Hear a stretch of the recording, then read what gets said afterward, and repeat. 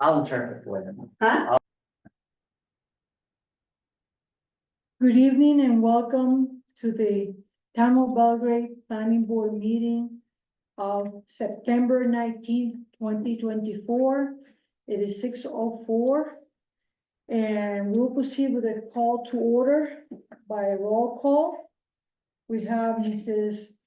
Penny Morel here present with us. We have Mr. Nick Sakaro. And we have Mr. Peter Surgeon.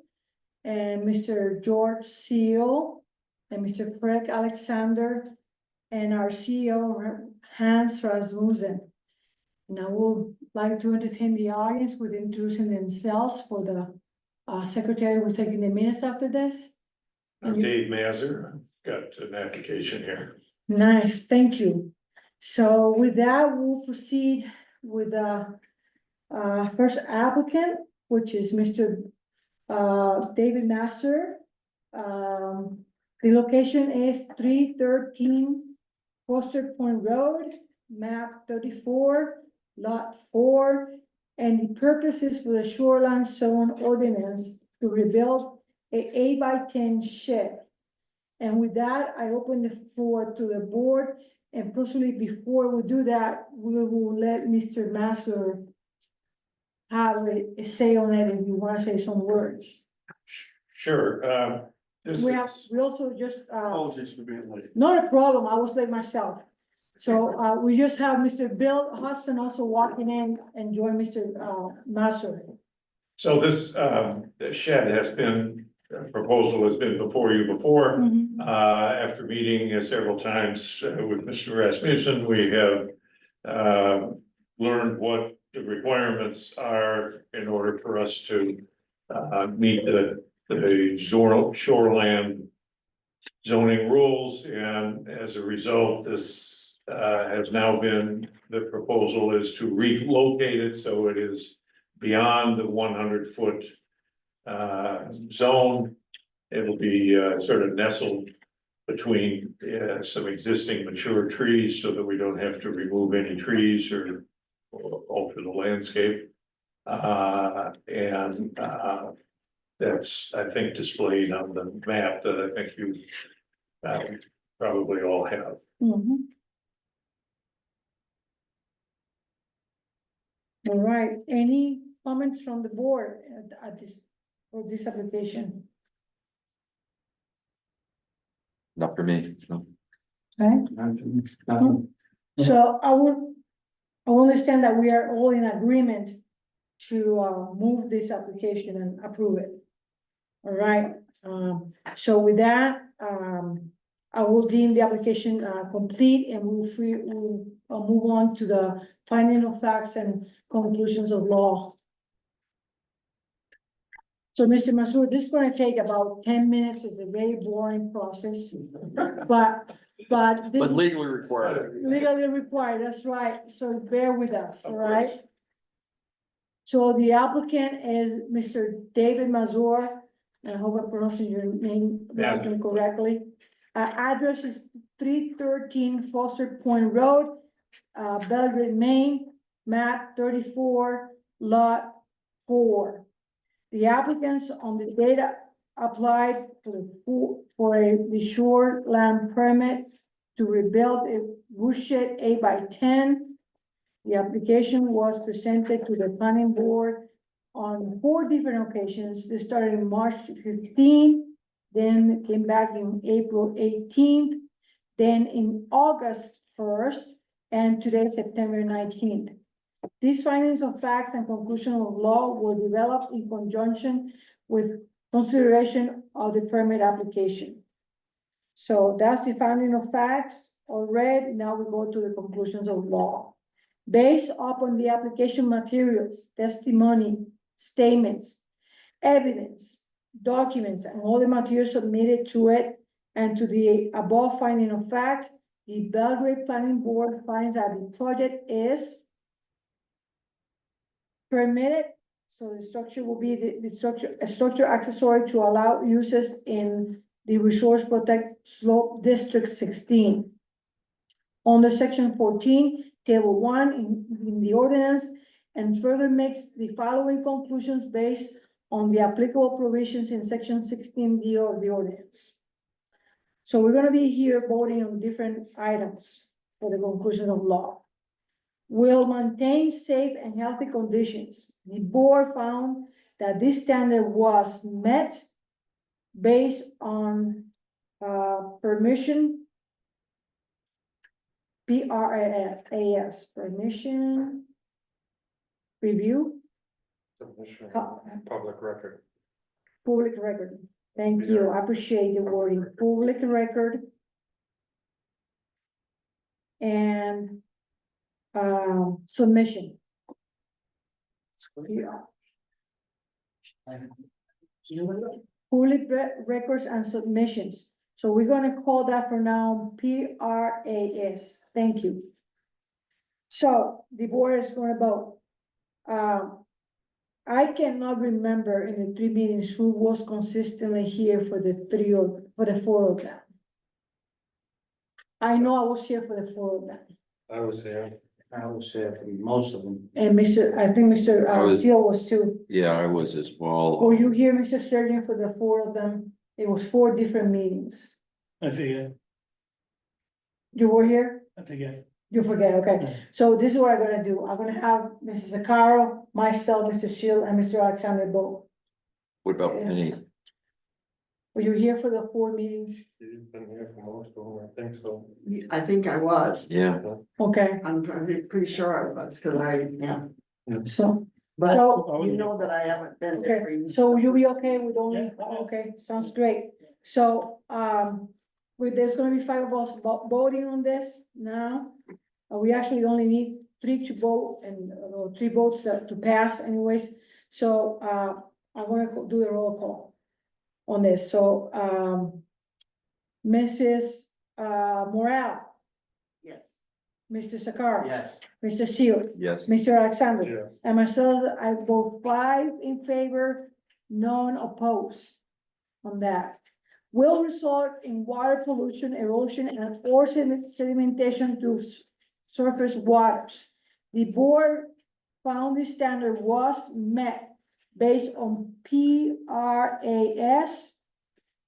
Mrs. Morale, yes, Mr. Sakara, Yes. Mr. Seal, yes, Mr. Alexander. And Mr. Languet, so it's 5 in favor, none opposed. Will adequate provide for the disposal of all wastewater. The board found the standard was met based on PRAS. Mrs. Morale, yes, Mr. Sakara, Yes. Mr. Seal, yes, Mr. Alexander, and Mr. Languet is 5 in favor, none opposed. Will not have an adverse impact on spawning grounds, fish, aquatic life, bird, or other wildlife habitat. The board found the standard was met based on PRAS. Mrs. Morale, yes, Mr. Sakara, Yes. Mr. Seal, yes, Mr. Alexander, Yes. and Mr. Languet is 5 in favor, none opposed.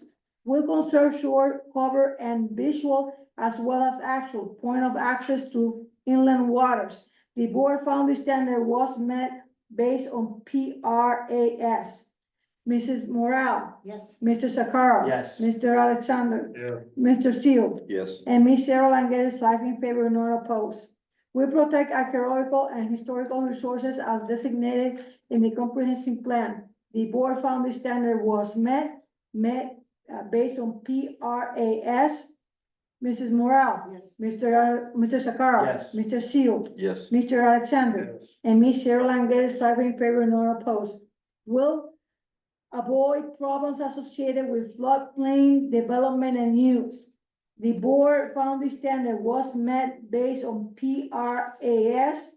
Mrs. Morale, yes, Mr. Sakara. Yes. Mr. Seal, yes, Mr. Alexander, and Ms. Sarah Languet is 5 in favor, none opposed.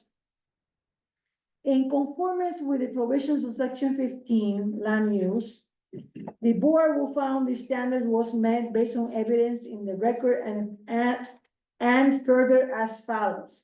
So I'm gonna read about 23 items and we're gonna decide which of those items are applicable and then we will vote at the end. Minimum lot standards. That's not applicable.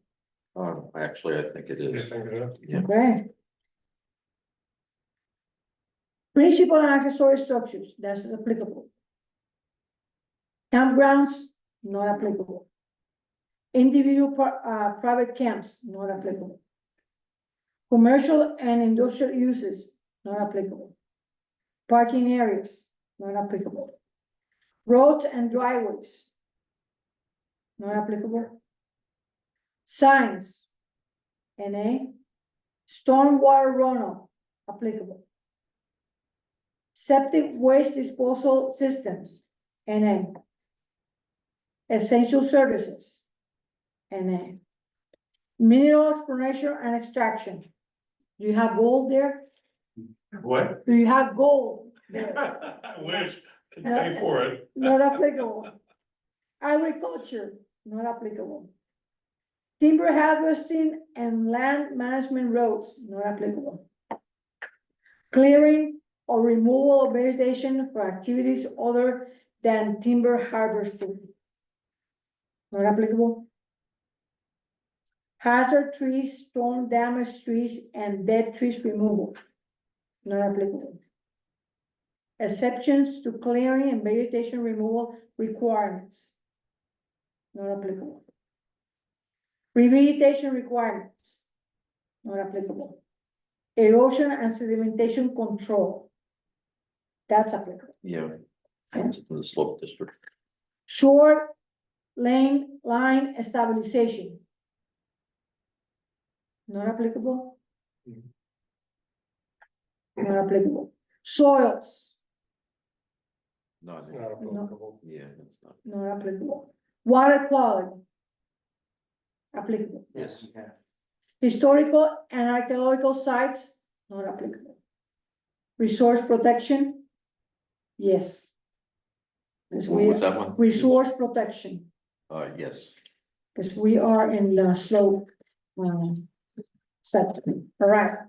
So, again, the board found that this standard was met based on evidence in record and the further as follows. So minimal lot size, standards, principal and accessory structures, stormwater runoff, erosion and sedimentation control, water quality, and resource protection.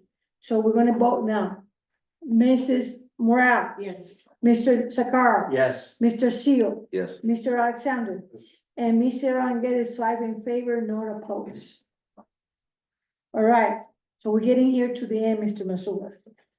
Conditions of approval needed to meet required Belgrade shoreline zone ordinance findings in section 16G. So we ask this to every applicant that get a permit to manage stormwater runoff from the new or expanded structure in accordance with section 15I of Belgrade shoreline zone ordinance and the Maine Department of Environmental Protection best management practices. Are you guys familiar with that? Yes. And as outlined in the conservation practice for homeowners publication. So I know always that the board has some ideas in that regard. I wonder if we can forward those. Craig is very good about explaining Yeah, this. basically, the most common one is putting a crushed stone drip line. So you dig down 4 inches, fill it full of crushed stone. Under the drip line, the water hits it. Filters into the ground. And that's the most common, but there's other ones there as well, but that's the easiest, most common one. That publication, you can, if you don't have a copy, and you probably don't, you can, get it online at the town website. If you go to planning board under committees, on the left-hand side, you'll see a link for that publication, DEP. All right, any other conditions of approval? I hear none. And so we are not gonna vote for the entire application. Based on the above findings of fact and conclusion of law on the date of 9/19/2024, the town of Belgrade Planning Board approved by the following vote. So Mrs. Morale, You don't need a motion. I'm actually reading the motion. Okay, Let me finish reading the whole thing. The shoreline permit application of Mr. David. One second, Mazur. yeah, Yes. measure. With the conditions, with the above conditions at the meeting of 9/19/2024, develop these findings of fact and conclusion of law, of law, and adopted these findings on 9/19/2024. So, Who made the motion? Is that you? I'm supposed to facilitate, so someone can Mr. Shear, propose a motion to approve the. Sure, why not? Oh, you want me to do it? Yeah, yeah, Oh.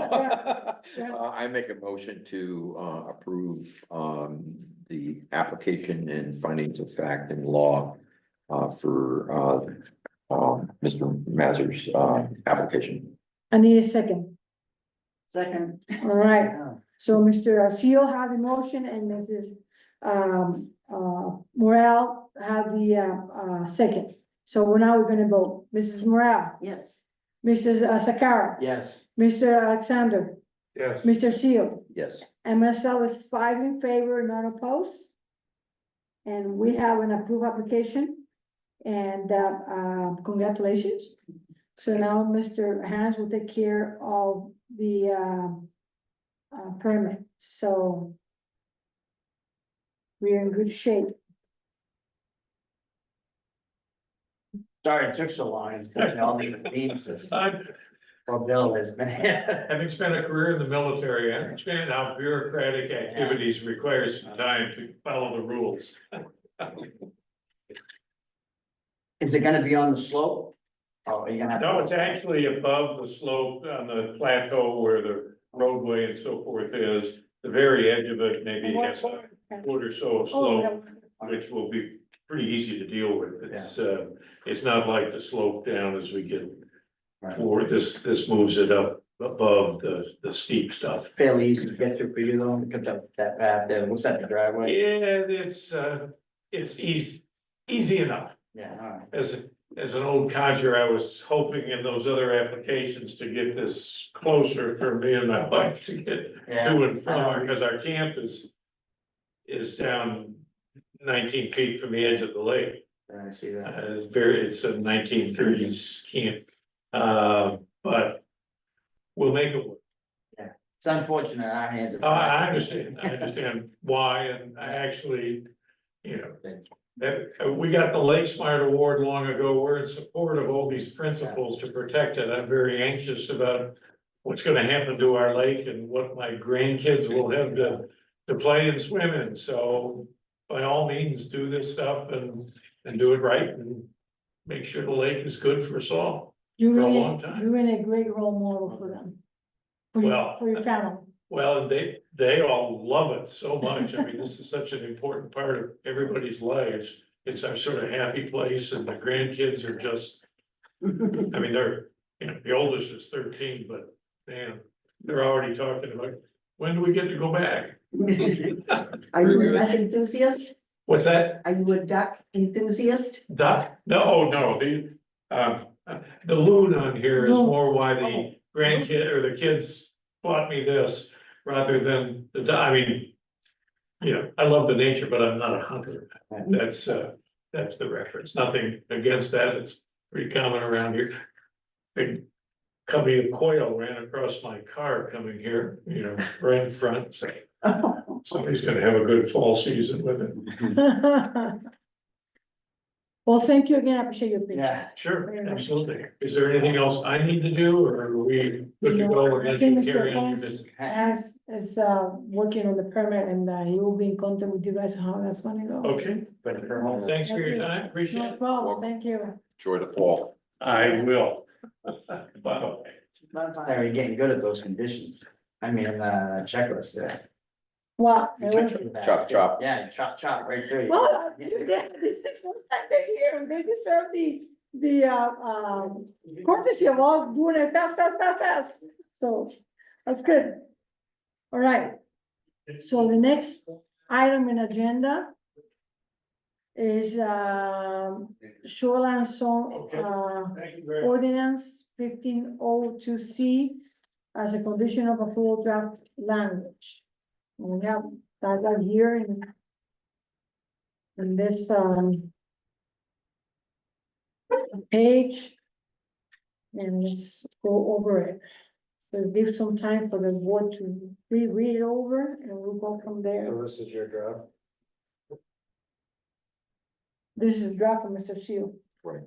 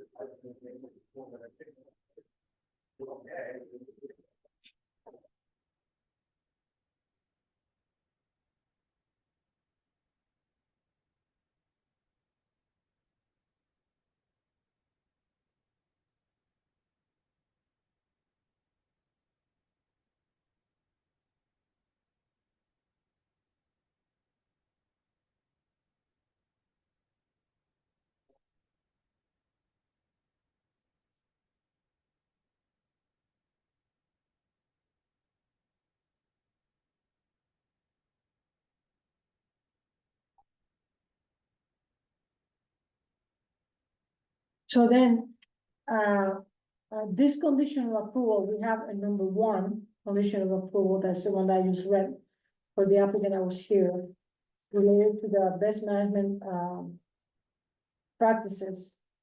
All right, so this will go right in the second slot, and we only gonna check it if it's applicable. That number one condition is always applicable. But this one is kind of a conditional thing. Question, Go why, ahead. why would it not be applicable all the time? Because, the way, what we discussed last time, was that this would only apply when we're in a more of a woodland, situation, and not all sites are woodland. Other places are just lawn. And so, I think we have to use some discretion on when it applies. But this, yeah, like, for instance, when someone's putting a foundation in. You know, when we were talking, we had the issue. Right. This would be applicable because whatever your machines destroy or whatever has to be revegetated or. you know, Right, you know, or mulched is, Topographical. Yeah, So you can't flatten it out, pitch it towards the lake, yeah, keep the topographical and the lines and. I don't see anything wrong with this, so no, I would make a motion. but for instance, this wouldn't be applicable to the last application. Yeah, I just wanna get this discussion on the record. Well, I agree with Peter, because Peter's house is flat, it's pancake, sandy, grass over sand. But if this condition applied to Peter, there's no harm, no foul. And by making it a checkbox, you're making it arbitrary. Yeah, but you can't change the topographical. You can't require people to change. We just went through this with the shoreline, the lake resource committee last weekend and the lawyers have said what comes with the property stays with the property. So you can't make them change it. No, we can't, but also, even though this really doesn't apply to somebody with a lot like Peter's, Right. having it as a condition of his approval makes us fair to everybody. Every permit approval, Yeah, Yes, right, I'm just saying, the thing and is, it would be applicable to a woody situation. Peter's situation, all right, you just like shrug the shoulder and say, no big deal. You know, what happens is, you got a lawn, right? Well, these lawns get bigger. It's funny how that happens over a period of years. Yours did. No, mine did, but, I'm just saying, I could go around the lake, I could point out a bunch of them past, 15, 20 years. And how they all of a sudden, they get a lot bigger and over the years. And, that kind of stuff needs to stop. I think if we were gonna want this to apply to sites that. Were other than, had other than woody vegetation. So a lawn obviously is not woody vegetation. I think we need to reword this. including, so specifying. Yeah, or eliminate and located in woody vegetation. The problem is, the actual language in the ordinance talks, about removal of vegetation that's 3 feet or less. And a duff layer, and it's talking about Okay, a forested, I agree, I'm buying that, I get it. Hmm, But we just have to be careful not to be arbitrary, because that's when lawyers get involved. They can point and say you didn't apply it to this case, agreed.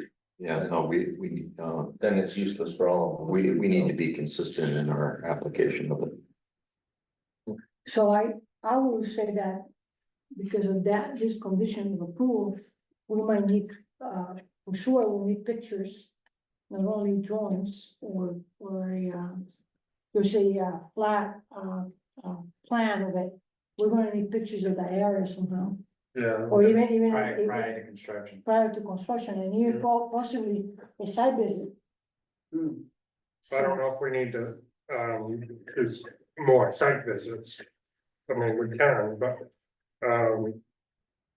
just to get the pictures in the, What we doing, yeah, because we're not gonna be the ones to enforce them anyways. So if we have the pictures, so Hans has it, and Yeah. he's gonna do a there's a site record visit of it, yeah. beforehand anyways. And, so. I So don't know. maybe here someplace at the end you say pictures included or something. Yeah, well, I mean, we want pictures of the structures to start anyway, so now we're Right. just include a picture of the lot. Yeah. I think it's pretty good, just the way it is. Yeah, I like the way it reads, I just, And, I don't know, I won't see it happen. So you guys want to put here pictures included somewhere in the, no, because we can require those, and we don't need it in the writing, and it's already, we're already requiring pictures of the buildings and everything else. And of course, this only comes at the point of approval, so Right. that's too late in the process. If we want, Yeah, photos. but we can ask for photos before. Yeah, Make it a condition. And Hans to make sure there's photos of the landscape. right, so, That's, we need to go further back in the application and make sure there's, anything within 100 feet has landscape pictures.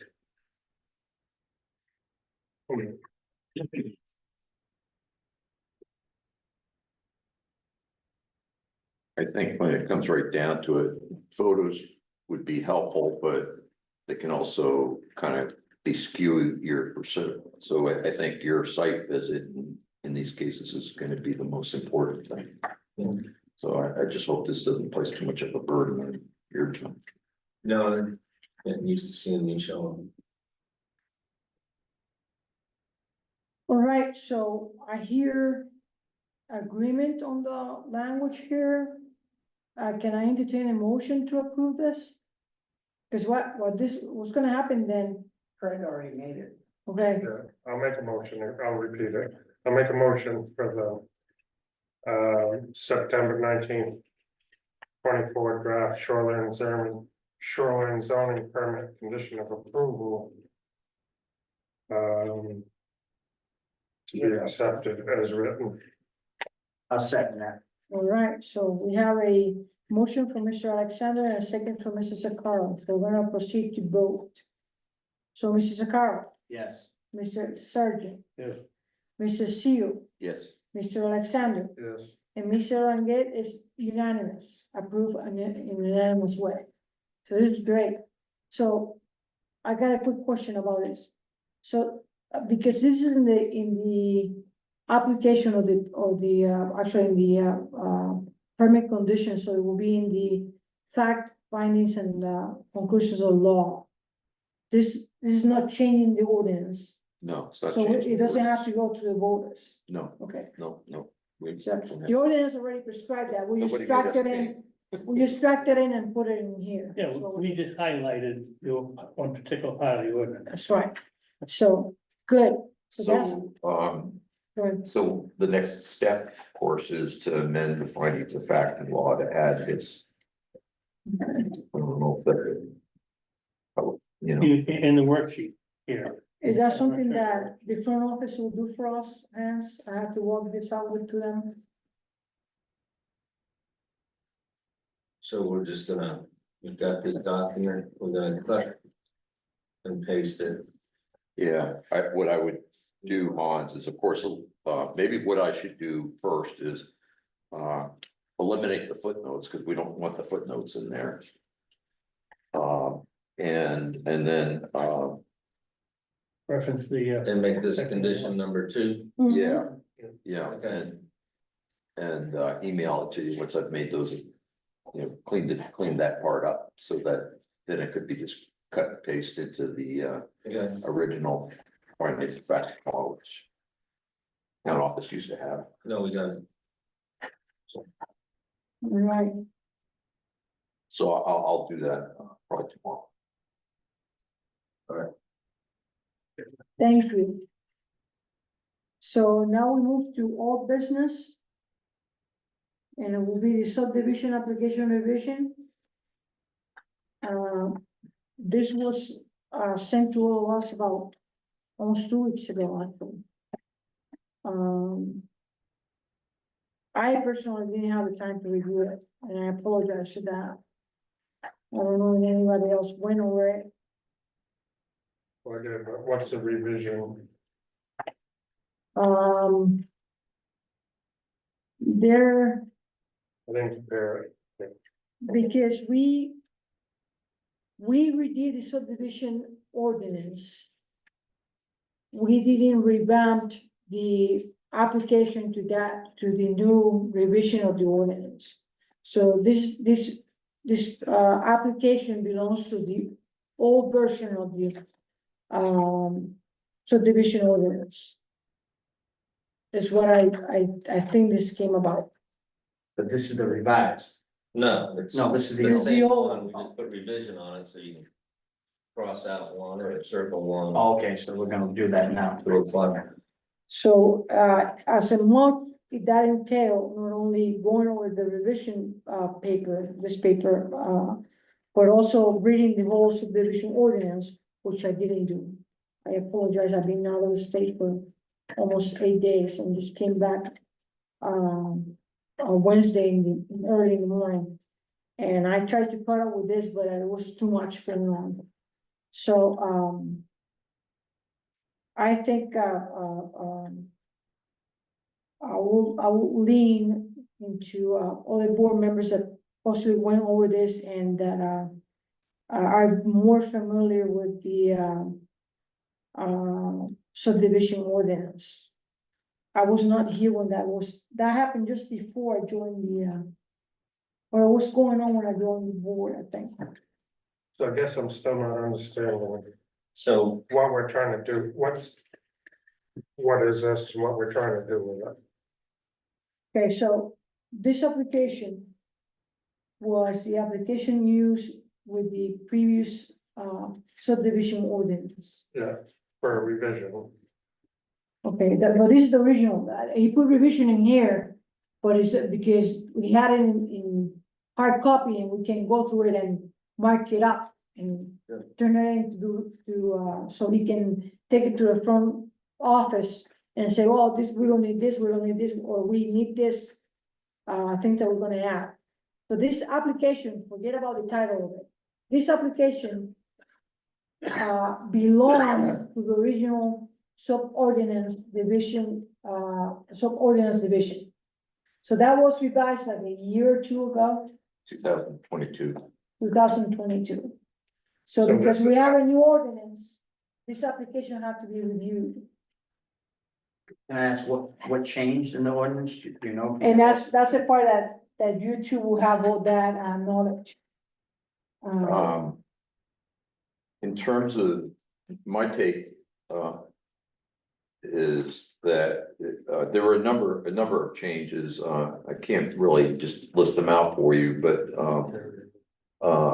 there were a number of requirements added, there were some requirements deleted. From the pre-2022 version of the ordinance. My take on this form is it's actually pretty good as a basic application. There's a few tweaks that I think might be needed, but what's more important, and it depends on what our goal is here. I think one of our goals should be to provide adequate guidance to somebody applying to us for subdivision approval, so they know what's expected of them and what they have to submit, so that it isn't all this back and forth, oh, you forgot this, you forgot that. You know, I mean, most people, human being human beings don't read the ordinance.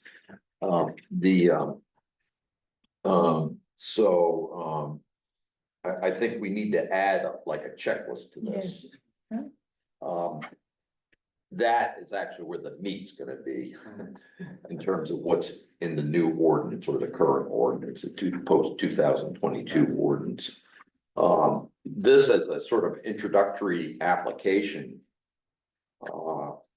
is pretty good. I don't know, the way this was crafted, it could be used in revisions to previously approved applications. I'm less certain about that, and I have a few relatively minor tweaks to it, but I think as a document, it's pretty good as a first step. I think the bigger task is developing a checklist that.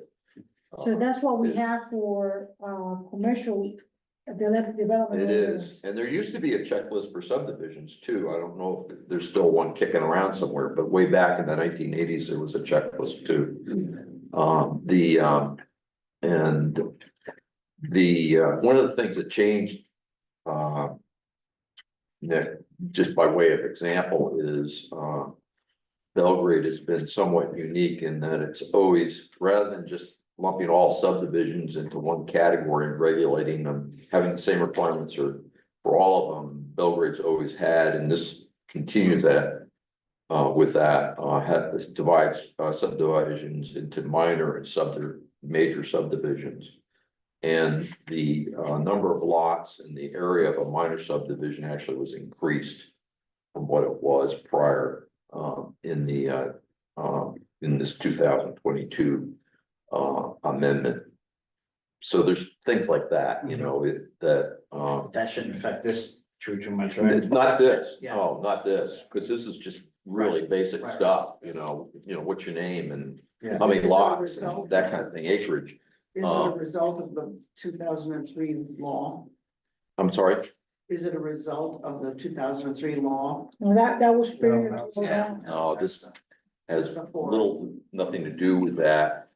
The only overlap that I see is that the multifamily dwelling units, if there's, say somebody builds an apartment is proposing an apartment complex that has more than 3 apartments, it triggers a subdivision ordinance too. Mhm. And so that's one of the tweaks I think we need to put into this is, is it a multifamily dwelling unit development, for example? I think it also should have a place to have the applicant indicate whether it's in the shoreline zone or not. How does an apartment trigger subdivision? It's still one property. And it's not changing ownership, they're renters. You'd have to look Condos, I at, get it, but you'd have to look at the definition of the state definition of subdivision. That comes right from state law. Oops. couple of us in the right friggin' ordinance.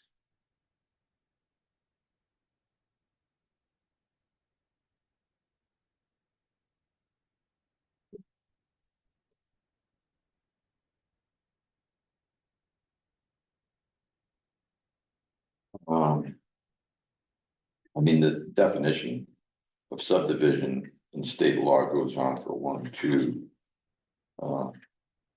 2 pages, but, let's see if I can find it quickly.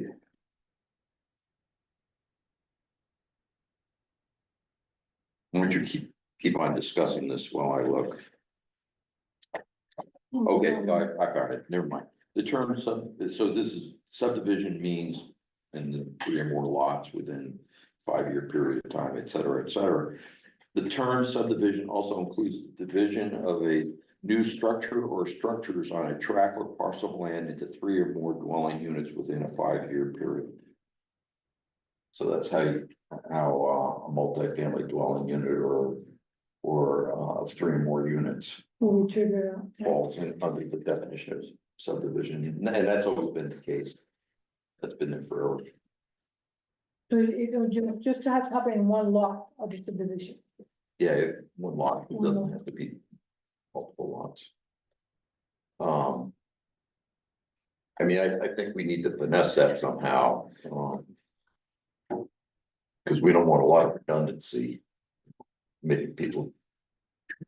But I think some of that, like, for example, we could have. In terms of guidance, we could have a checklist for minor subdivisions. A different one for major subdivisions. And because, you know, if somebody submits this and, well, the first step in the process. In the ordinance is that they come and meet with us with just a sketch plan. And we go out to the site and meet with them. See what the land looks like. And at that point, we'll know whether it's a minor or major subdivision. And then we can guide them in terms of which checklist applies to them.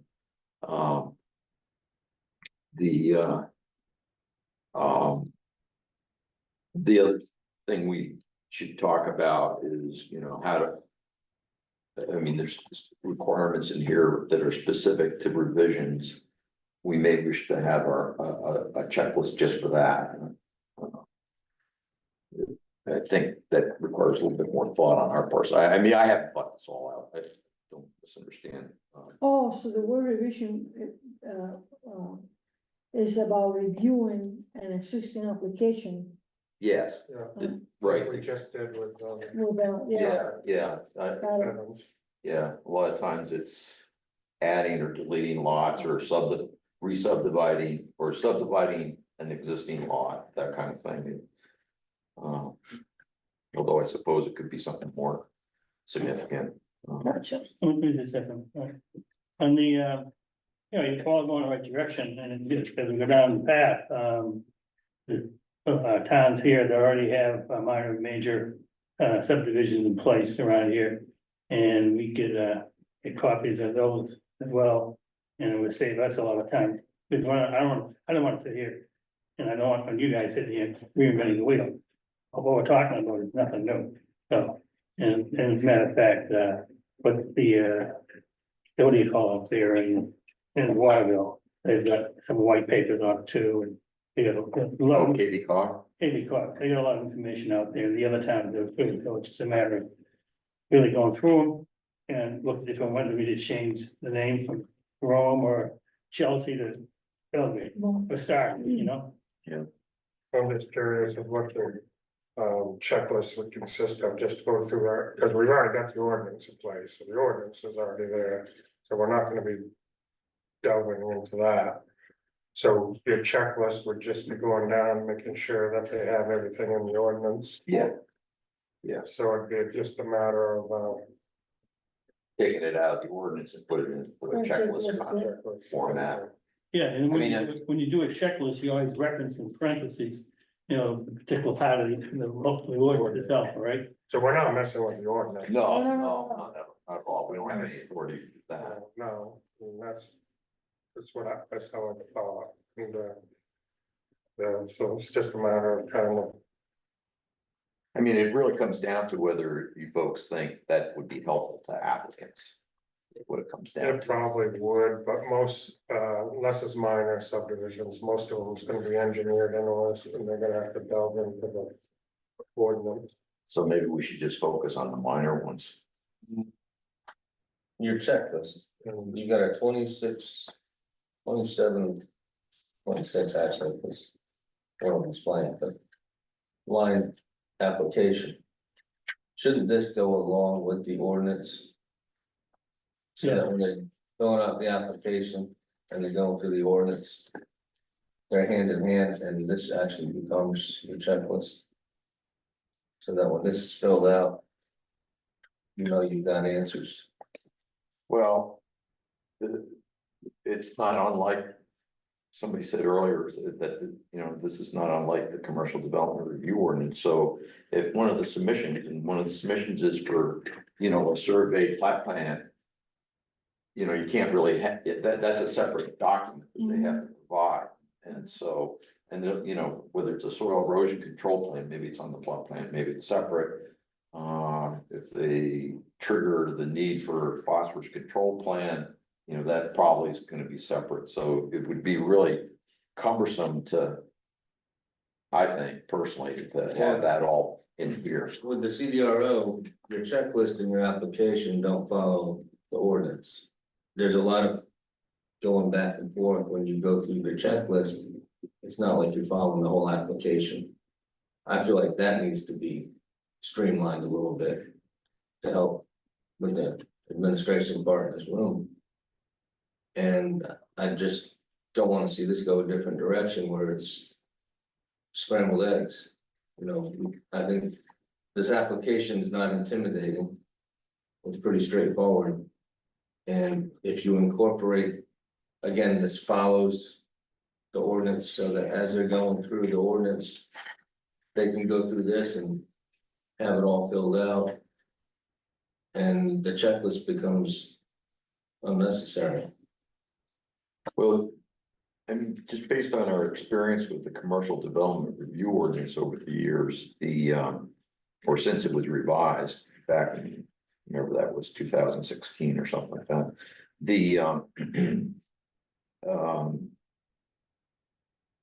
It was sort of like a compromise because, yeah, you got a lot of, you know, the application looks long because you got this, the checklist is actually longer than the, you know, I mean, this is simple to fill out. But on the other hand, you're providing guidance to the applicant to make sure that they're not forgetting to submit things that the ordinance requires them to submit. And the alternative is we just have a simple application like this, and then they come in and meet, and they may or may not have what the ordinance requires, and then we're going back and forth, and the purpose of a checklist is to minimize that and tell them right up front what's expected of them. I prefer that, but I understand your argument about it makes it look. Well, if the checklist Intimidating, yeah. is the application, you know, when they're done, they got everything. So- With so- NA in it. Well, yeah, but a lot of times when you're coming in for subdivision, I mean, there's a lot.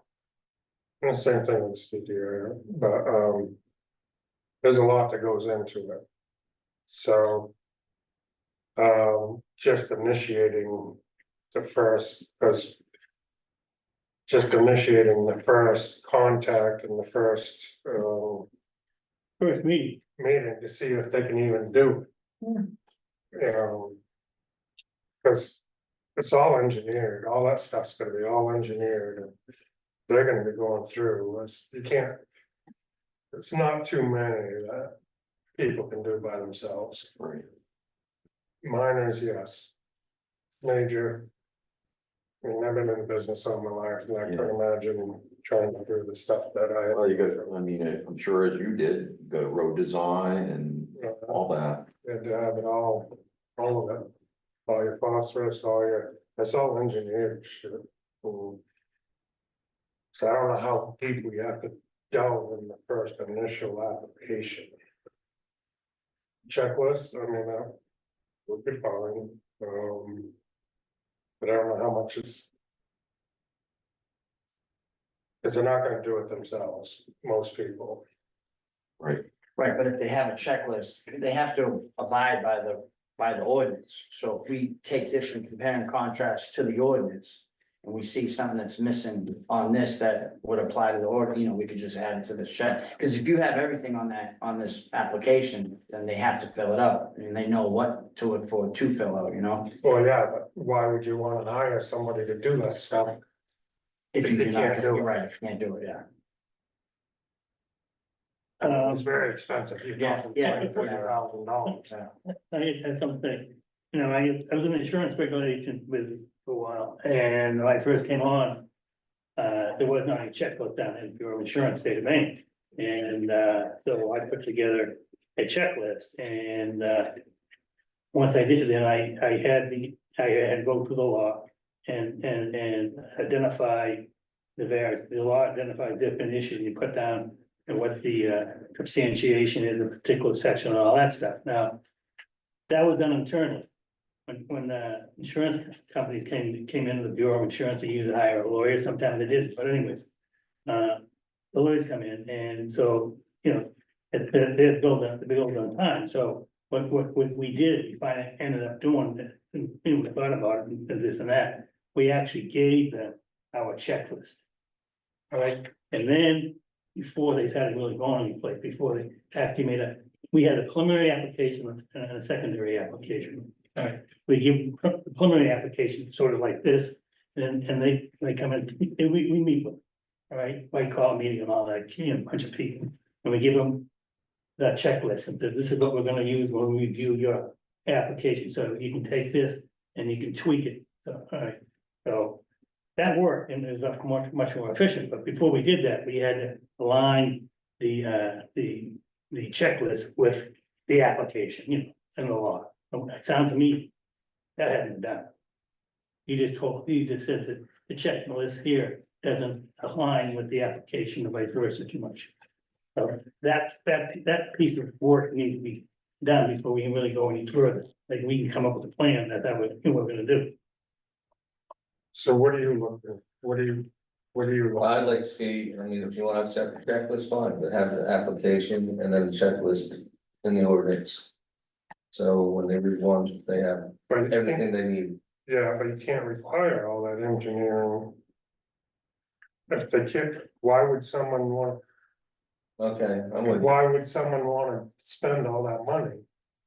If it wasn't even feasible, So you're saying this weeds them out. this is the first initial, this is your application, here we are, I want us, and everything's right in the ordinance Right. that they need. Hmm. So people doing it by themselves are gonna be doing minors. Right.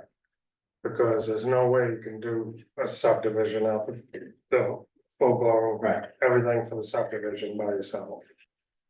You need, unless you're an engineer. And you're doing it on your own. Mhm. So I don't know how complicated we need to get with that.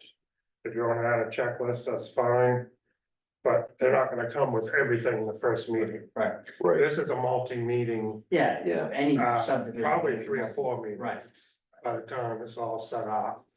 It's a big deal. Mhm. I mean, But we can either kill it's it, not gonna be a we can quick kill it, process. Right, you can weed them out, yeah, weed them out with this. yeah. right, I mean, you know, the ordinance sort of is directly in line with what you're saying, because it envisions.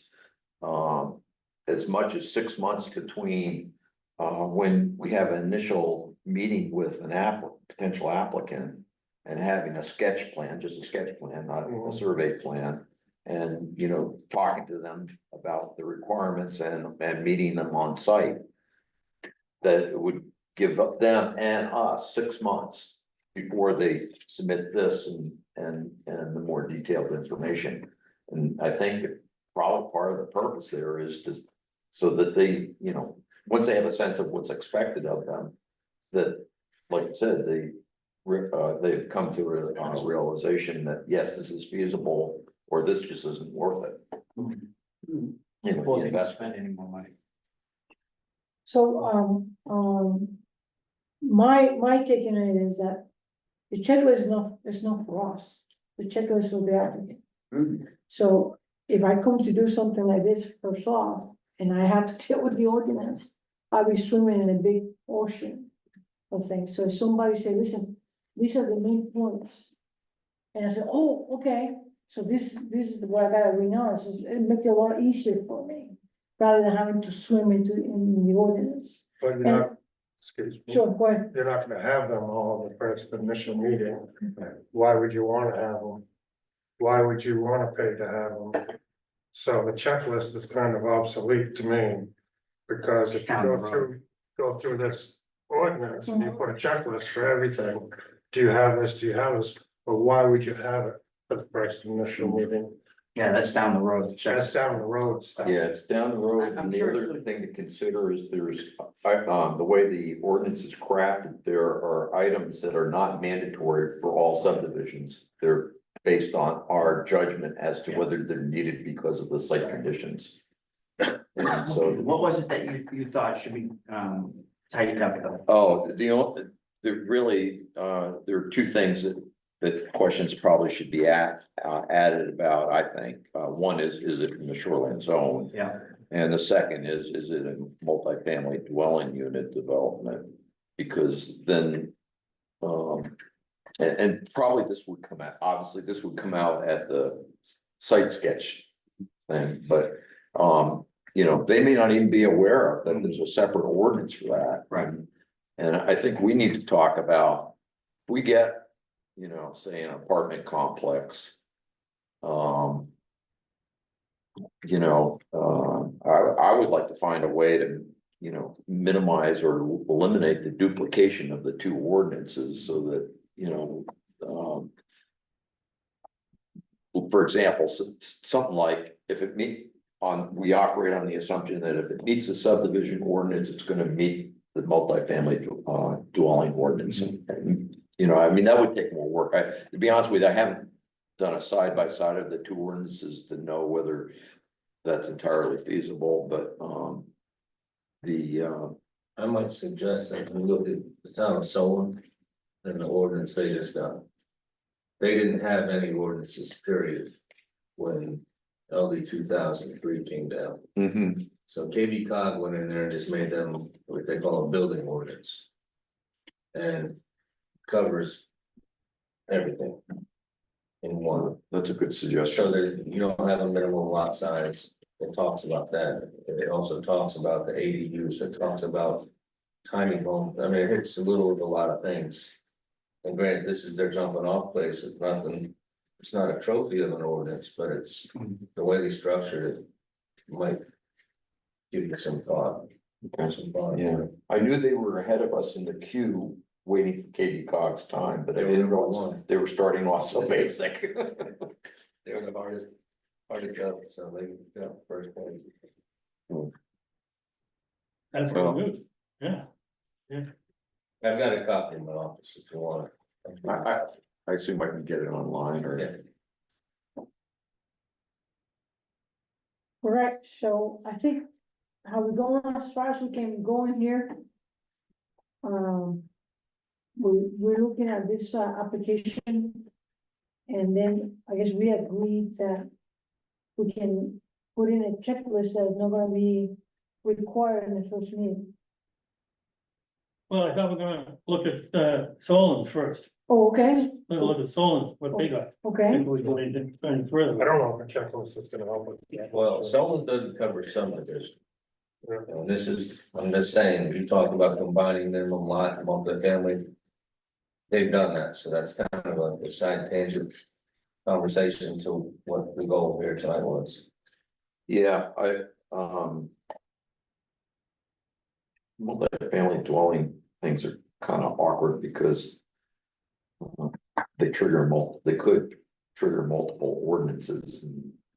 It'd be nice to streamline that, So if you wanna make the two changes, but Yeah. other than that, I don't see really a whole lot. The only other thing I had was on the last page, one is a minor topo, It says, USOS topographical map, and it means USGS, US Geological Survey topo map, but that aside. I wasn't sure where this, in the last line, it talks about 10 acres, map showing the actual outline of proposed subdivision, a list of proposed subdivision is less than 10 acres. Does anybody know where that 10 acres came from? I mean, I suppose we could tie it to, you know, the minor subdivision, which that's, I can't remember. Well, I've known in another state where people made subdivision where the minimum lot was 10 acres. So, Yeah, but this says unless proposed subdivision is less than 10 acres in size. Can we just delete that? Yeah, probably. Part of the solution. So do you want me to just mark this up and give it to Hans with those several? other changes I think we need to do is land information is a typo in itself. And if we're doing the revisions, the abutters. Are the same rules gonna apply? To a revision? I'm not sure.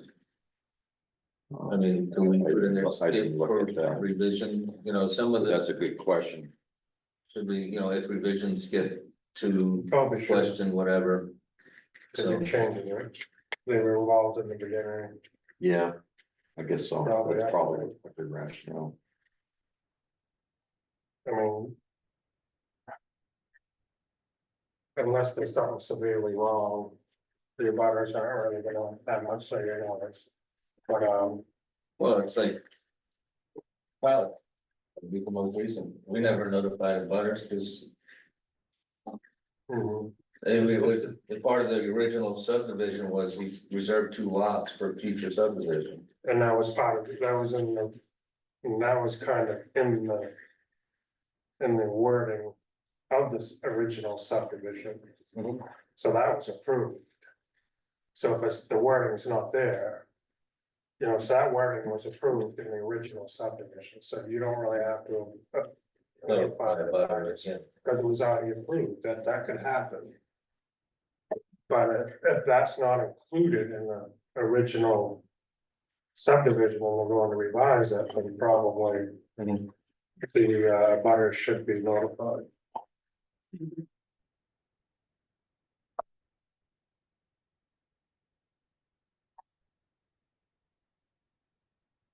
To be picky. Addressee is spelled wrong. You're gonna clean it up, I might, you might as well clean it off. What's still wrong? The abutters, the title of the columns, name, addressee. There's another E at the end of addressee. Or in French, Canadian word. What? That's French, Canadian word.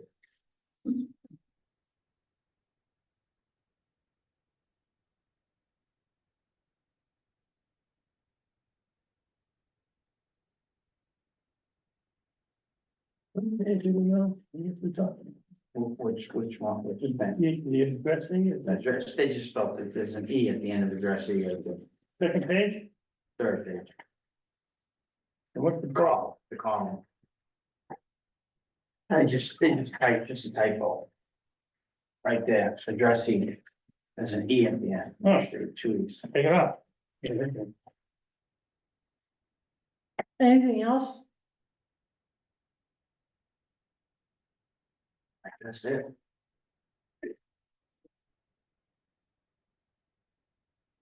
So we will move doing a check. At this point.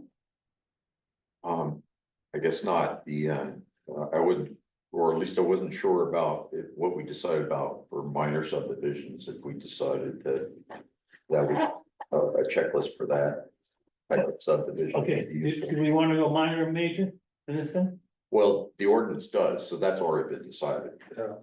Um, And this application is for both, yeah, for both. so. Well, yeah, if you're gonna have a checklist, the ordinance says you're gonna minor or major, you're gonna have a separate checklist for each one. Right, that's listed. Yeah, but I think he's saying we add the question on this application, is it a minor or major? Yeah, yeah, and, So how are they gonna know? That's not on here, uh, that's definitely gonna be on here. well. The, Yeah. see, doesn't it ask for the number of lots and acreage? So they may know, people are gonna know, they don't know before you apply.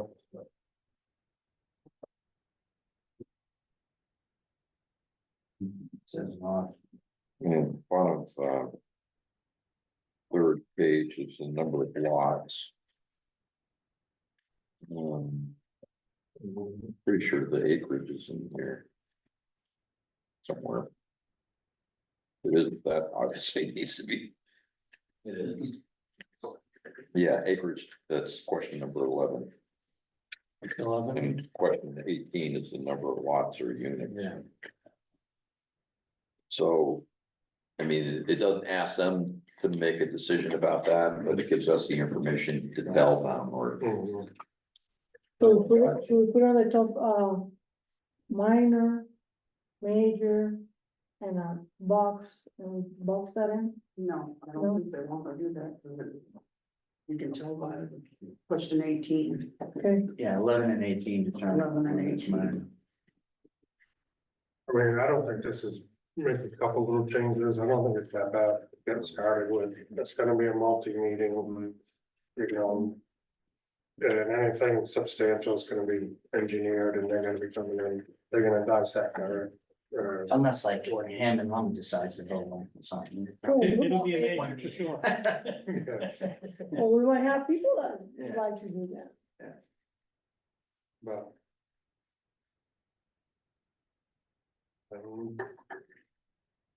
Okay, so we say no checklist for now.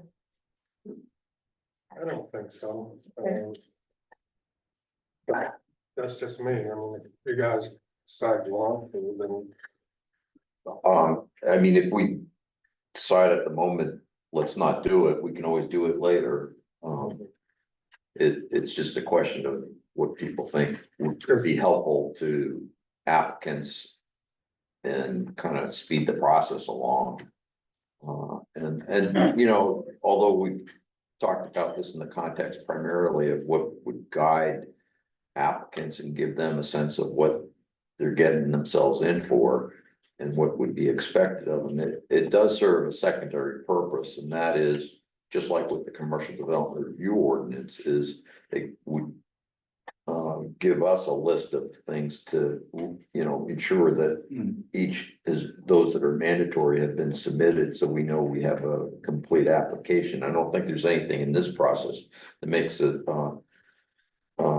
that's similar to the commercial development review ordinance in that, you know, we have to make that becomes a major trigger in the, you know, where you go next, but, you know, we do need to determine whether we have a complete application before we can start approving things. You know, in this application, I think it's gonna get it back to minor and major. I think in the application, it should be crystal clear to the applicant, you know, whether they wanna go minor or major, and they're not gonna really know, if we kind of lay it out very bluntly, what's minor and what's major, that'll help them in the decision making.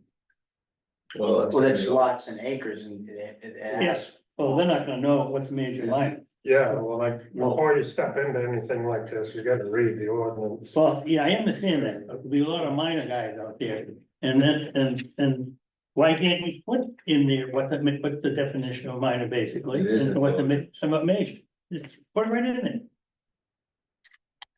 If what's is the issue? Save them time, that's time. I mean, I would agree with that. And, unbiased towards, checklists. When I used to work in the mill in IP, we always put pumps every which way. And every time we had to redig the books and figure out how to do anything else, and I make a checklist. And 10 years after I left the mill, people say, do you know we still use your checklist? Because everything was concise in there, rather than having to dig it out. So, Well, if someone wants to draw up a checklist, we can look at it. I'll be I'm happy. not opposed, I'm just saying, I don't think it's necessary. I would like to give it a shot and see what you guys think about it.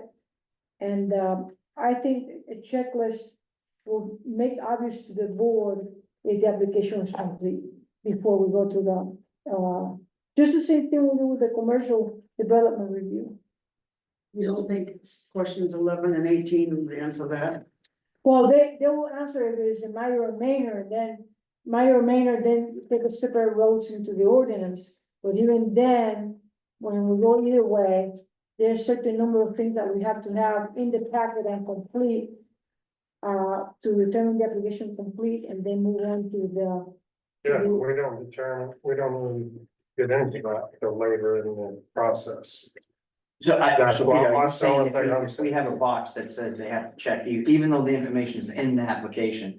You're saying if we put a checklist, if we put one checklist that says, is this a minor or major? It might trigger them to say, well, shoot, I don't know, and they'll go into force them to go in the Yeah. ordinance and read what it is. Right. But to require a checklist at this point. Hmm. Is not quite, because they're not gonna have everything at this point. Why would you? Why would you go spend 20 grand Hmm. to put this application in? So if you follow that ordinance and you have a checklist of everything they need, Yeah, you spend 20 grand. you're gonna spend 20 grand and get rejected. So why not just have an application come in and then we start the process. Cause we'll be able to inform them at that meeting. Whether it's You're gonna aware this fly or is- not. Yeah, Not at the meeting, but after a site visit or Right, whatever. yeah. So to have that checklist, to have them have everything at the first initial meeting. Isn't. I mean, So you, what's it gonna accomplish? you see, you bring an insight because I don't know Yeah. anything on this I process. think we definitely need a checklist for us in order to prove an an application, but not require them to have their checklist all filled out at the first meeting. At the For first sure. Okay. I mean, we definitely should, if we don't have a checklist, we should have one. Because Yeah. it would, so that we know we've crossed, our Ts and dot our Is before we approve something. But not for the applicant right off the jump, you know what I mean? Okay. I don't think any applicant's gonna mind more than one meeting, because they must understand that this is a process. Right. So you Oh, understand that you're gonna have people at the hammers. Except With that, that, you're gonna have people at the hammers that want all this efficiently in two meetings. Oh, really? So. Well, I mean, if we have a checklist and they ask for it, we can certainly say, here, as you, yeah. we have a Go for checklist. it. But we should definitely have a checklist, that for sure, for us. More so than even the applicants. So just looking at the procedures that the ordinance lays out, so, before they even complete this, all they have to really do is get on our agenda and submit us for that initial meeting, submit a sketch plan.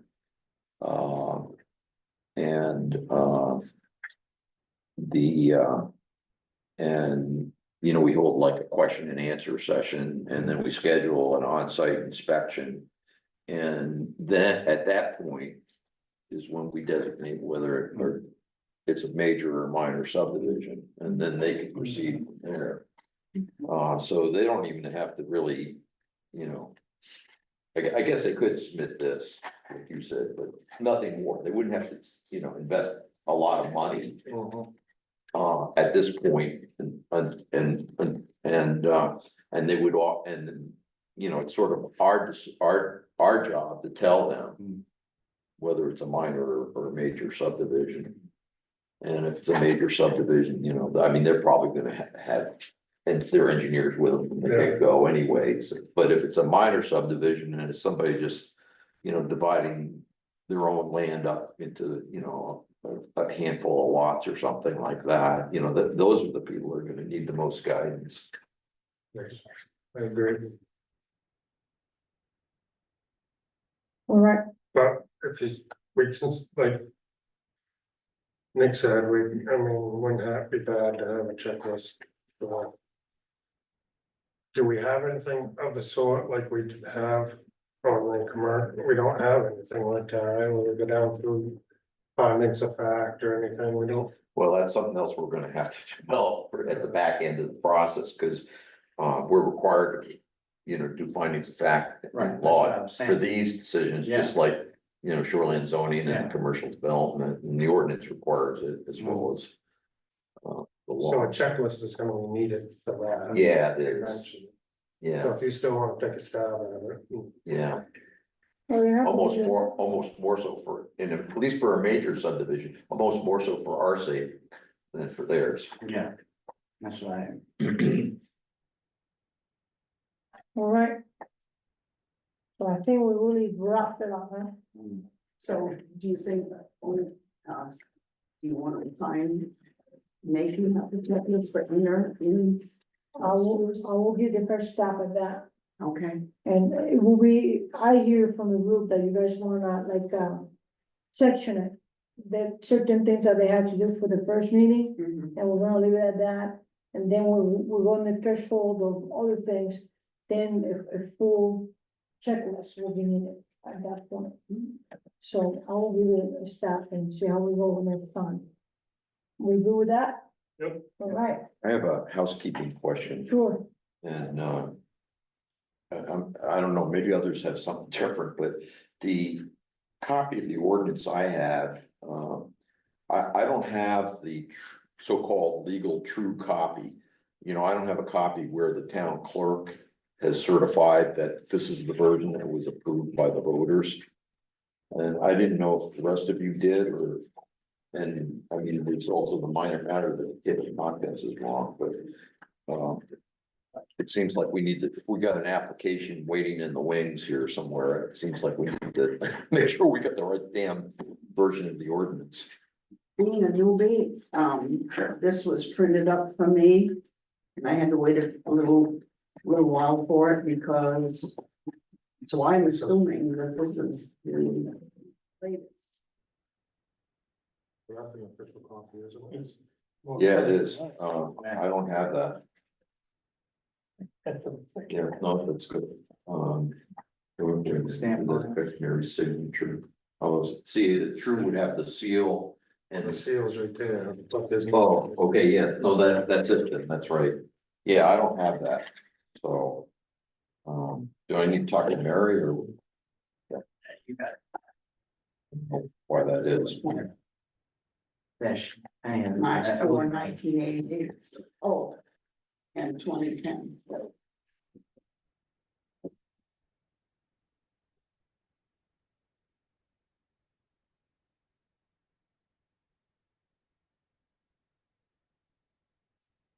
Mhm. So, going on with the,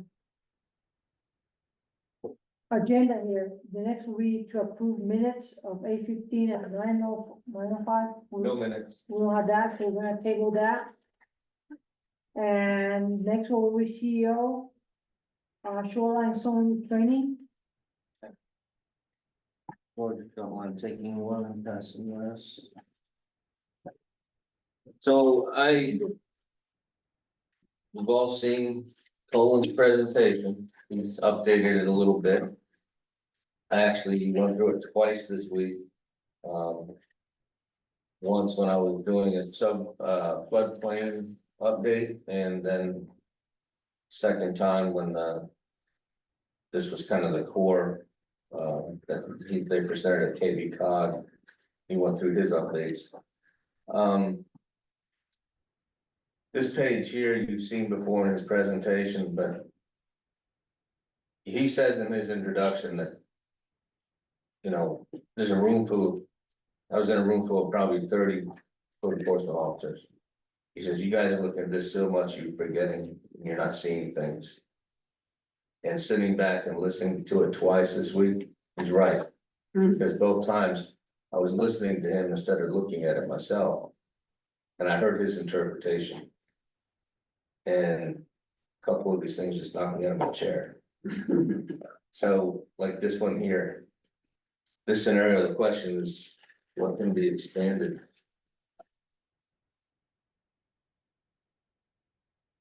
So we'll start with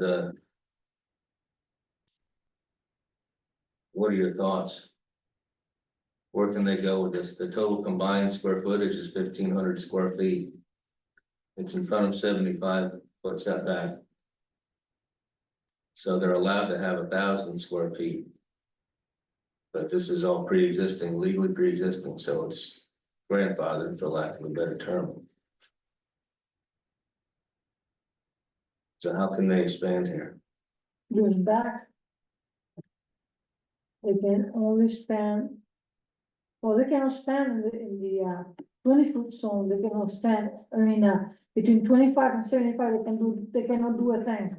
Because they're capped to 1,000, Let's see, move the garage and shed back, unless they move that in the back. move the garage and shed back and then expand the house to camp. But they only can, 200. they can only stand back. The 800 camp, they can only spend it to the sides, Well, Nick started, because why? so how do we move that? What do you move that? Well, they're trying to expand just the camp, It's, or any, well, you could get the garage and the shed and put that back. And then you could expand the camp.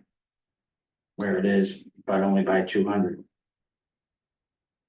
All right, and then, right, and just taking that further, they would expand it going back or to the side? That's my question. Well, you have to go on the rain. Pardon me? You have to go and check that out, because they cannot take the canopy out. No, actually, they can't even, they can, they can, Beyond, yeah, I mean, you're allowed so much to take out, yeah. 20. so. It's not, what is it, 30% or something? Yeah. 40%. 40%. So you can, so if if their canopy's beyond of what they can take out, they can take out canopy. It looks like there's plenty of canopy. And while we're talking about canopy, he made it a very adamant point in both presentations that canopy isn't just the tree you're cutting down. Canopy is what you see when you're laying on the ground. I guess Richard used to tell them the worm's eye view. When you look it up, there's a lot of undergrowth that could exist. There's shrubbery, there's basically 5 layers of canopy that need to be considered. So just because you lose one big tree doesn't mean you lost all the canopy. Right. Get other understories and mid-story underneath those. So can we go back to this, in the 20-foot area, 800 and 500, so to get the 1,000 feet, you take out you can take out the garage, well, that's grandfather, Yeah, it's grandfather. so you can't expand it. But if they want, so let's say they wanted to, expand the camp, they want to add, well, that's, okay. Well, okay, well, they're already there. On the footprint, Yeah, they got a total of 1,500, so they yeah, that's grandfather. legally pre-existing, yeah. So, okay, so let's go back to this 75 feet. There's no building back there at all, okay. Well, that's it. Now, you're saying if they put a building back, so they wanna get 1,500, so what do they wanna go back? They'll leave it right there. This is a discussion. Yeah. There's all, so literally, these people cannot do it, if they wanna keep the 3 structures, they cannot do a thing. Well, unless they move the garage back Beyond 100. beyond 100. If they wanna, if their goal is to add another, they could add another 200 square feet to the camp. But they'd have to move the garage back beyond 100 feet. Well, wouldn't they build up another 500? Because it's already there, Yeah, they would So- just combine the two. and if they wanted to get rid of the shed, they could have another 700. But. Even though there's 1,000 square foot cap, The grandfather. but they've already got 1,300.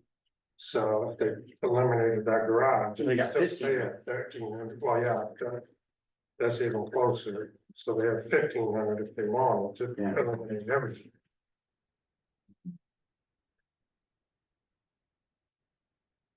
Cause you can build it back to the same. Yeah, but you'd have to put a new, look at page 10. Yeah. So take one past the answer around. This is, now the answer. Incorporates the 30%, and this is why DEP wanted to get rid of the 30%, is because it actually gives you. It would give more expansion than In the the footprint, new rule, the footprint. rule. yeah, Yeah. right. Well, and we don't have the 30%. No, we don't, We never some towns adopted still do. And in reading this. And having looked at it so much, it just hit me between the eyes that. Chapter 1000 needs to be updated. Cause it has this provision for 30% expansion to be. But it's 1000 and there's no exception, 1000 flat. Right, There's no, George hit it on the head, you gotta move these other buildings behind 100 feet. If you wanna use their square footage, Correct. you have to, basically, that's, and. Still make the primary residence to 1000. That's what I said in the beginning, yeah, to move those back and make it without. Even though they're grandfathered. Even though they're grandfathered, once you tear them down, Yeah, back to the furthest practical extent. Mhm. Okay, and if it's not beyond 100 feet, you don't get to use that square footage. And Right, but couldn't they? Alright, let me ask you this, what if they could put the garage, if they move the garage and attach it to the camp? Why can't they do that? because to move it, you're tearing it down. Like the foundation rule, once you lift it. It goes Okay. back. Okay, well. Move it back to this week, good luck, guys. And but they could tear it all down and build it all back right in place, right? No, no, once Once you you tear it tear- down, it once you goes tear it back down, to you the. move it back. Well, completely, right? If you left the foundation, you'd be able If to, there's a foundation. yeah. If there's foundations, you'd be able, like, if So the garage- people here have left their camp put a slab in in place, put a slab underneath it and then put it down. it. That can be done. Yeah. But if you tear it down, you're out. Yeah, complete, you have to go back to the furthest, Yeah, complete. Right, if they had foundations, you could build it back to the same. yeah, Well, even to put the foundation, if you can move it back, you got to, No, you'd have to use the current it would have to have a foundation. yes, to Yeah, stay where if it it is. had a foundation, you could say where it is. but what, You no, could if tear it it was, down and build it back up if it had a foundation, and you reuse that foundation. yeah, what if he has it still? And you jack it up, it sits up 3 feet anyways, all right, most of the camps are up 3 feet. All right, jack it up, put the slab underneath it, jack it down, No, because now you're putting a new foundation, it's gonna go Yeah. back. then you have to move back to the greatest practical extent. Yeah, the only way you could expand that camp, you'd have to put that shed and the garage beyond 100 feet, and then you'd be able to expand that camp by 200. right, what I'm just saying. With the new foundation. Yeah, I Put a new understand that. Foundation. I'm saying, they got a camp like this, done still, they keep the same footprint, but they want to have a slab down there to the dirt. They can jack it up a little bit, or put the slab in, and bring it down, and same footprint and all that, so they're gonna have a camp with a slab underneath. Rather than a dirt floor underneath, and then, I don't think you can do that. No. Why not? That'd be considered a That's foundation. considered foundation. well, I've seen that in the past here, I've seen it where, what I'm just talking about, happened a number of times. It got approved over the years, Well, okay. even better. So that's been incorrect. So, Okay. can you help me out understanding what 30% is? It's 30%. We don't go by thirty. We don't use that. Okay, but what it means in other places? Well, the towns that still use it, so they can take 30% of the total. 1,500 that's theirs, so they could add 450 feet. To the cabin, But it's based on the size of the original structure in 1989. no, but like I said, it's the total of all the structures. Yeah, Right. So they could make this cabin from 800 feet to 1,250. one of the reasons we didn't adopt that was because it was administratively a nightmare. Yeah. Because our tax records aren't good enough to know what was there in 1989. And everybody that buys it is gonna say, I want my 30%. Yeah, so you get 30% of So you got 30% of Legos. 30%. Yeah, I like the way we do it. No, Yeah, it's cleaner. clean, yeah, and So- enforceable. Yeah, so, that's right. So, So we have 3 zones, and it's 30% of the total in each zone, so what that means. No, Or just 30%. 30% total. all the total, Hans, that's how much is gonna be spent. Or they could move that, if they wanted a bigger camp, they could move would they be able to move the shed and the garage back beyond 100 feet, and then they could move the camp back beyond 75 feet and build it to 1,500? I don't know, it's interesting. Well, all right, so they can move the garage and the shed back to 100 feet. That'll still. Beyond 100 feet. Right, Yeah, but then they could move the camp back, but just beyond 75, and they'd be able to build it 75, Well, they have, 1,500. if they can move it behind 75, they should move it behind 100. so you're saying no, Or once they can move it to the furthest practical extent. oh, okay, you're saying give them practical thing, yeah, So, but once they move the sheds in the garage, that's practical. they can now expand the camp to 1,000. Why not 1,500? Because you don't grandfather the footage, that's not in the ordinance. You can grandfather the existing height. Yeah, but I mean, even if this was a brand new lot, they could build a 1,500 foot camp right beyond 75 feet, couldn't they? Oh, I mean, a brand new lot, 900. It has to be beyond. They could build 5,000 square feet. if they Yeah. want, behind 100. Yeah, but beyond 75 feet is 1,500. Yeah, but the rule is, the setback is 100 feet. Okay, They've made. for a new provisions. construction, Yeah, okay. for new construction. So your grandfather, so even though. And so does me, that we used to always grandfather that, square footage. Incorrect. Oh, God, you got to be kidding me. How's it incorrect? Because if you eliminate Extend. this, if you can't move it back and you're done with it, you eliminate it, you have. 1,300 square feet here. Why can't you use that on there? Once it says 1,000, cap. But you're already above that. Yeah, it's a total cap. It literally is a cap. You can't have any more than 1,000 square feet. Yeah, but you're already above that. Yeah, But you have to build it But in you place. can't- what's You that? have to build it in place in order to keep the square footage. You have to use the same foundation. Right, Right, so they could build, like I said before, they could build a new garage and a new camp at 800 and 500, but it would have to sit on a foundation that was established already. In order to rebuild that up. Well. If they had foundations. Yeah, I think it had to be considered. well, and I remember him talking about that when the presentation, because he said they've had instances where people kind of game the system by doing exactly that.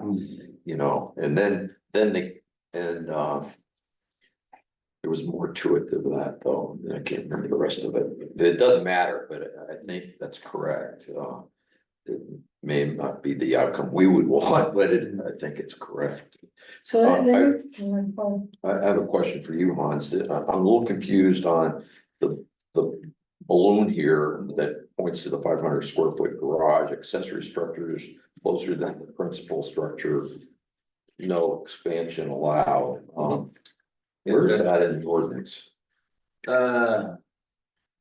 Or is that just a reference to the square footage? No, that's in the ordinance, but coming back to Craig's point, page 10. It says for structures located less than 75 feet from the normal high water line of a water body, tributary stream or up under wetland. The maximum combined total footprint of all structures may not expand to the size greater than 1,000 square feet.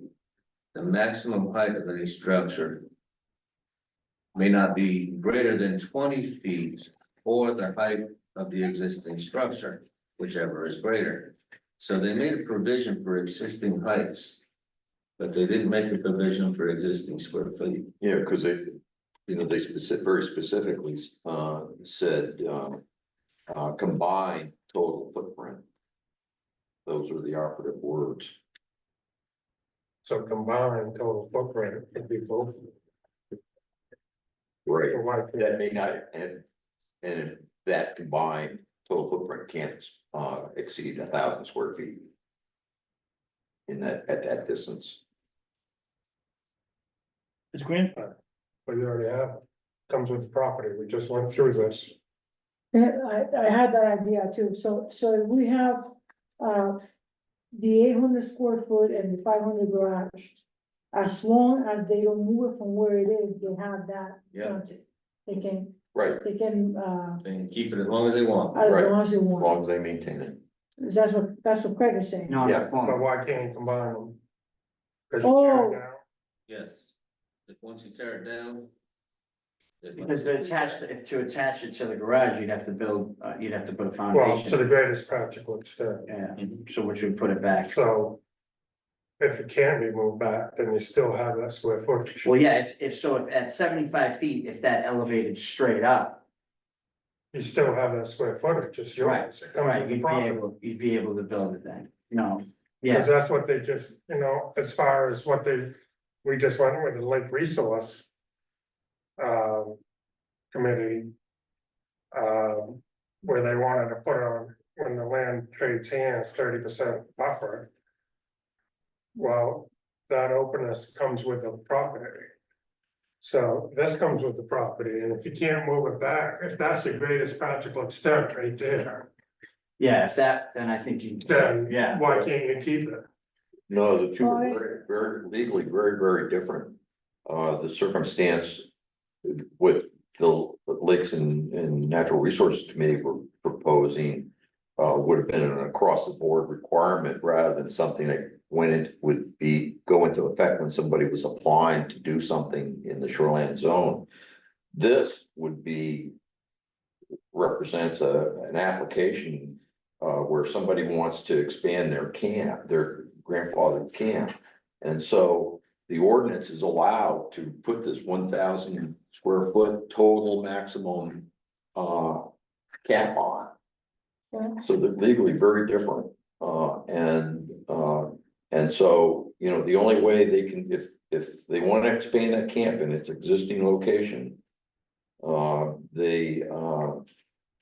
They can move, the only way they can do that is by eliminating the other existing structures Mhm, and adding 200 square feet to that camp. that's right, but wait, what if right at the 75 line, right, feet, if it went straight up and it was like unbuildable? Cliff. Would they be able to build a 1,500 square foot camp where the 800 is now? I would Would that say, be, yeah, would you be yeah. grandfathered in that square footage? Back to the furthest extent, would they be able to build a 1,500 square foot home right there on that line if it was unbuildable going straight up? Would you be able to keep your I would footage? think you would be able to.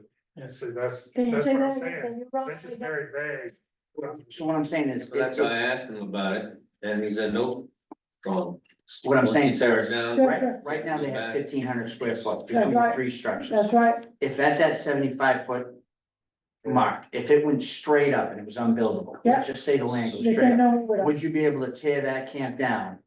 And build a 1,500 square foot single camp right there, because you still have the square footage and you can't go back any further, so would So you? this is the way I look at it, okay, go ahead. Greatest practical extent. Right, that would be the greatest factor, if the land went straight up there at the 75. Yeah, Okay. so I think, my sense Be is limited to that 1,000. you could, you would be demolishing the shed and the garage, Yeah. have to move them back. First decision is whether it could be moved back to the greatest practical extent. You're saying the site conditions are such you can't go back beyond 75 feet because it's a cliff there. Yeah, So those could be demolished and moved back to the greatest practical extent if they were gonna be rebuilt, but they'd have to stay as a shed in a garage. okay, Can't change the use. right, but like attach the garage to the camp Why can't you change and the then a use? shed right next to it. Does that say that in the shoreline? That's commercial Yeah. thing, that's not a shoreline thing, that's square footage. You can use your square footage, Right, I think you're right. and changing the use is commercial. So you would be able to build a 1,500 square foot camp right I there. would think you would be able to. If you, Um, you'd be able to grandfather that square footage, Yeah. keep it, build a new camp. And it couldn't go back any further, so within 75 feet, you'd have a 1,500 square foot camp. and if they wanted to play games, then just move it back, attach it all together. And sit there for a year or two, then reapply. Just move back to the greatest practical extent. you attach it all together, if they're gonna play games. Why wouldn't you do that? So what would be, in 2 years, what would you be able to do? Reapply and get your 1,500 square feet. We've already got it, cause I thought you said, I would think you would have it, Happen on the first. but When, because if there's a slope district right behind there and you cannot move that back. You've got 1,500 square feet of structures. Mhm. He's saying if you tear it down, it now capped. you at can't 1,000. have it. Yeah. So move it back, attach it all together, and then remodel. If you so got a you cliff. attach it all together, so you got your 1,500 feet in 2 years, what are you gonna? But I mean, if you're gonna move it back, why not just attach it? There's nothing stopping you from attaching it. All there's nothing that says you can't Right, attach it. that's what I'm If you saying. move it back, if you move it back right next to each other, why can't you attach it? And then go through the process again, which is a lot of BS. I mean, if you have it, you have it. Yeah, my question was simply, if you couldn't go back, if that camp was the furthest practical extent, Mhm. would you be able to tear that down and keep your 1,500 square foot? Yes, If you couldn't move it back any further? yeah, He's saying no, I would think you would be able to. Yeah. So, I don't know. The short answer I got when I tried to get some clarification on this was, I didn't talk about there being cliffs or physical barriers. It was, once it's torn down, it goes behind 100 feet or it doesn't exist. Hmm. Period. Yeah, no, I get that. I totally get that. When I was just saying, if it couldn't go at 100 feet and you bought a camp that has 1,500 square foot and you wanna remodel it. Furthest practical Now extent. you only is have furthest 1,000. practical extent. I mean, Yeah. that's the rule. That's what's written. Right. So, So I don't know why it would have to disappear. The average square footage, Right. I would think you'd be, they're going by if you tear it down. And. I'm gonna run into that with Rome as well as shortly. Alright. Um, This is well, very, just to, get another one. well. I made another footnote here. He said, the square footage of accessory structures cannot be used towards. Personal resident, it can't. But, again, if it's gone, you still have the expansion 200 feet to 1,000, so. Who cares where it comes from? If it's not on the lot, you get to use it. But the idea of substituting, taking 500 feet from here and adding 500 foot there as a straight substitute, 1 for 1 does not. It's not legal.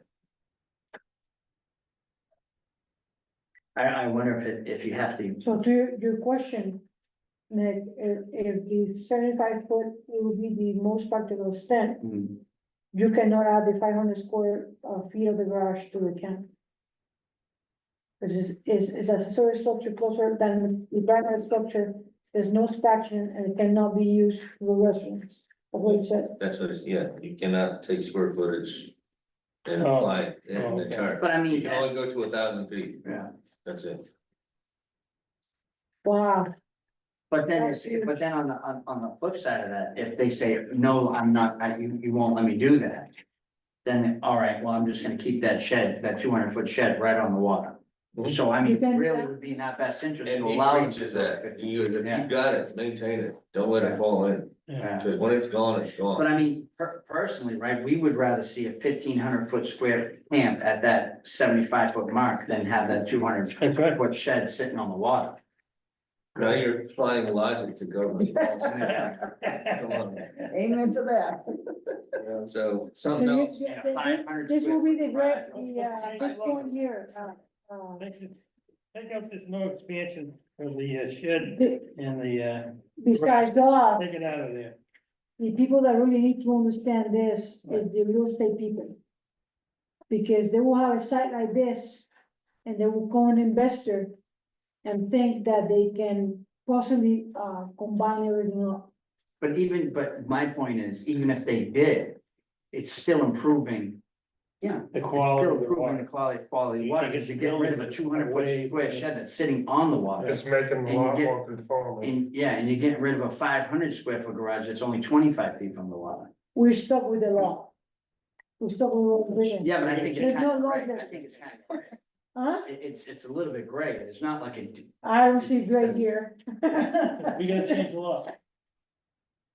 Okay, one other big thing, The same thing was, let's go over this for a little bit. Now because that if we- they tell us, all right, then I'll just keep my Okay, shed right down. the water. okay, listen. So let's say for instance, the 200, the 200, How far? let me, And, you know, there, Yeah, oh, yeah. yeah. Peter, okay, here, Tell you the story of that one. I kept it right there. Yeah. It's hanging into the lake by 2 feet. Yeah, I kept yeah. it right there. all right, so let's say for instance. Uh. Let's forget about the 800 and the 500, that we're talking about 200 square feet. Residence or whatever, the little camp right there. All right, which is kind of fictitious to have that, but let's say that the camp is right there. And let's say that the most practical extent goes to, 750, right? So they turn it down. And they have to move it all the way back there. From the shoreline all the way to the 75.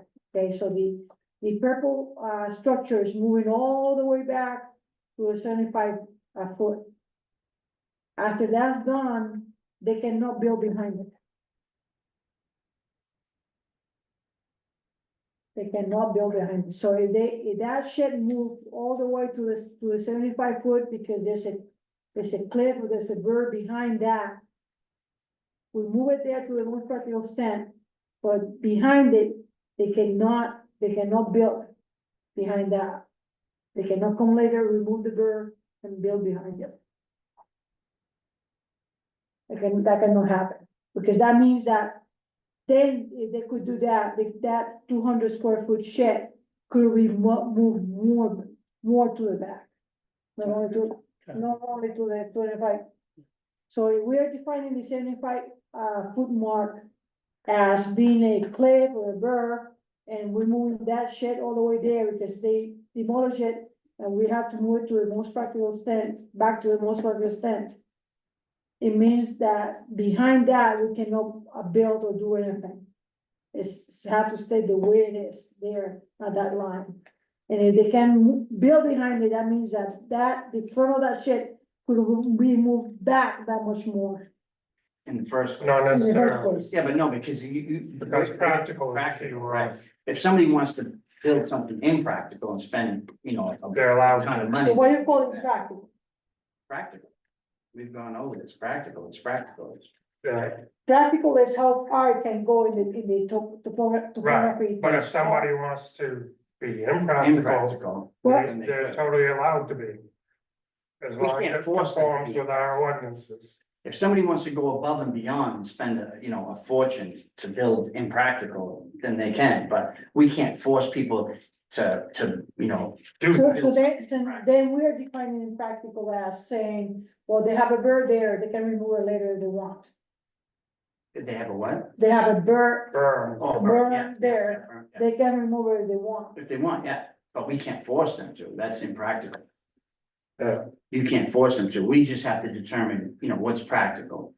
And it's impractical is going above and beyond. Oh, that's an interesting concept. Like we went over this, the ordinance doesn't say you have to move it back as far as possible. Cause Yeah. anything's So possible, it's just like it's that. just what's. This is practical. the structure, and we treat that structure like a little Lego piece, and we can see where far it can go. Oh, we cannot go more than that. So That's that's what practical. but That's practical. But if somebody wants to. And tear then it- somebody comes yeah, and tear that out, that's impractical. That's impractical, That's but they can do that if they want later on. Correctly, correct. And we would be fine with that. because As they're long as getting it's away not a from the slope water. district or anything like that. Right. Preventing them. That's interesting. And we- I feel good now, we're putting things here now. And we would be happy with that because they're getting further away from the water, so of course, yeah, you wanna spend the money and go back. But in much of a sense, if they were willing to do the practical thing, in much of a sense, they cannot do it all at once. they have to do this first, because that's what they permitted for. And after that's done, then they can do the practical thing on their own. Sure. Yeah.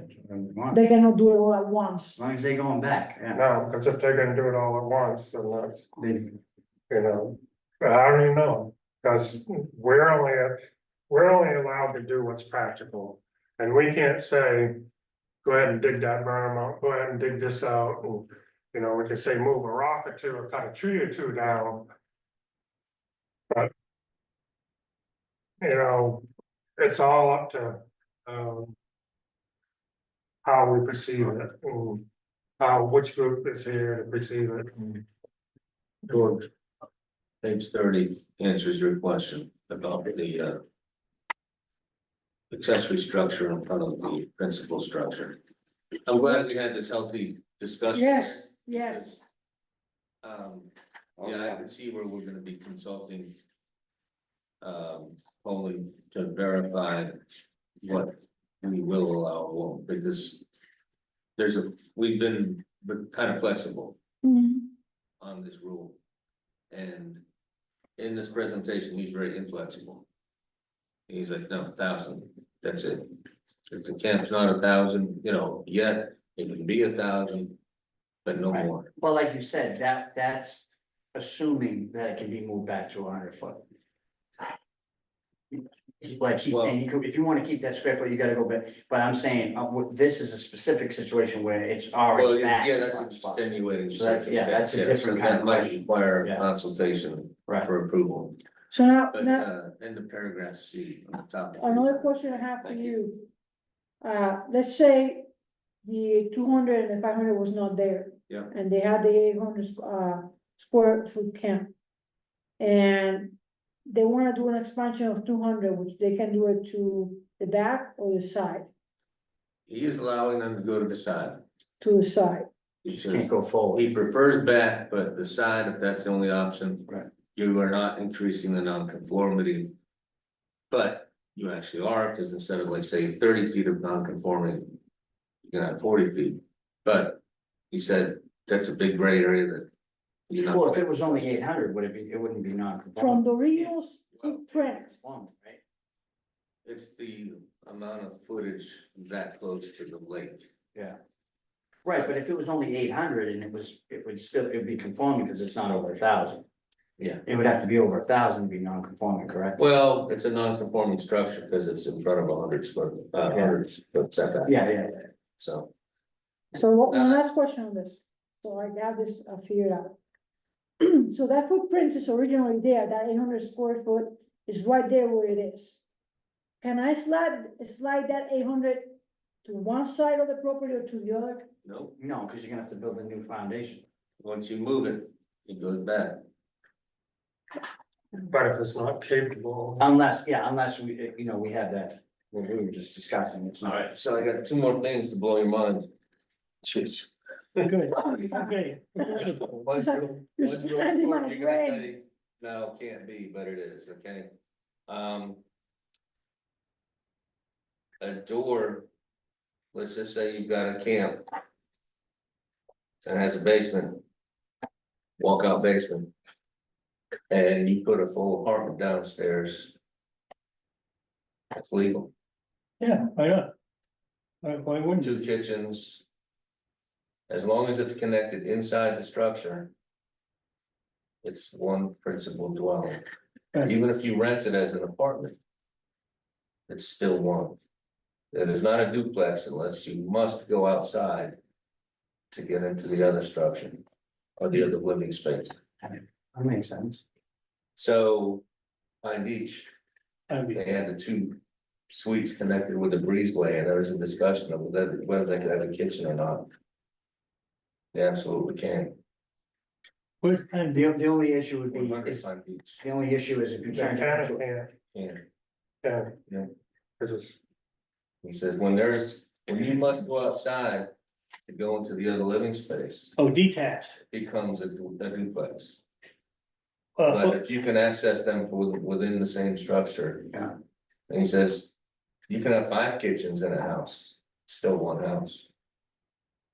So The only issue with that, if you tried to turn the basement into an apartment, would be the septic, right? It would have to. Well, yeah, you Turn it into a bedroom. assuming, yeah, all the, everything's compliant, you know, with septic and whatnot, but he was saying, as far as what you call principal structures. Kitchen has nothing to do with it anymore, and Interesting. that's kind of the state, Joe. Except that. Given the Supreme Court decision with regard to Jones. Where theirs was, just a walkway. Connecting the, A breezeway, or did that have a roof? but then, I don't know, I did a site visit there with Peter. Marston, and at the time they didn't, I don't know what they have now, but, you know. We went on the basis of whether or not. On the premise that if it wasn't a residential dwelling unit, it wasn't a, it wasn't a principal structure, and therefore it must be an accessory structure. What the court decided was it was not an accessory structure, but a second primary structure, primary. and you can't differentiate one from the other. Right, and despite the fact that it was connected to the, And the court said eliminating the kitchen isn't enough to differentiate. Right. them. so They that's want the kind of Building muddy. destroyed, kind of. They put it back on us, I think we told them we gotta tear it down or remove all plumbing.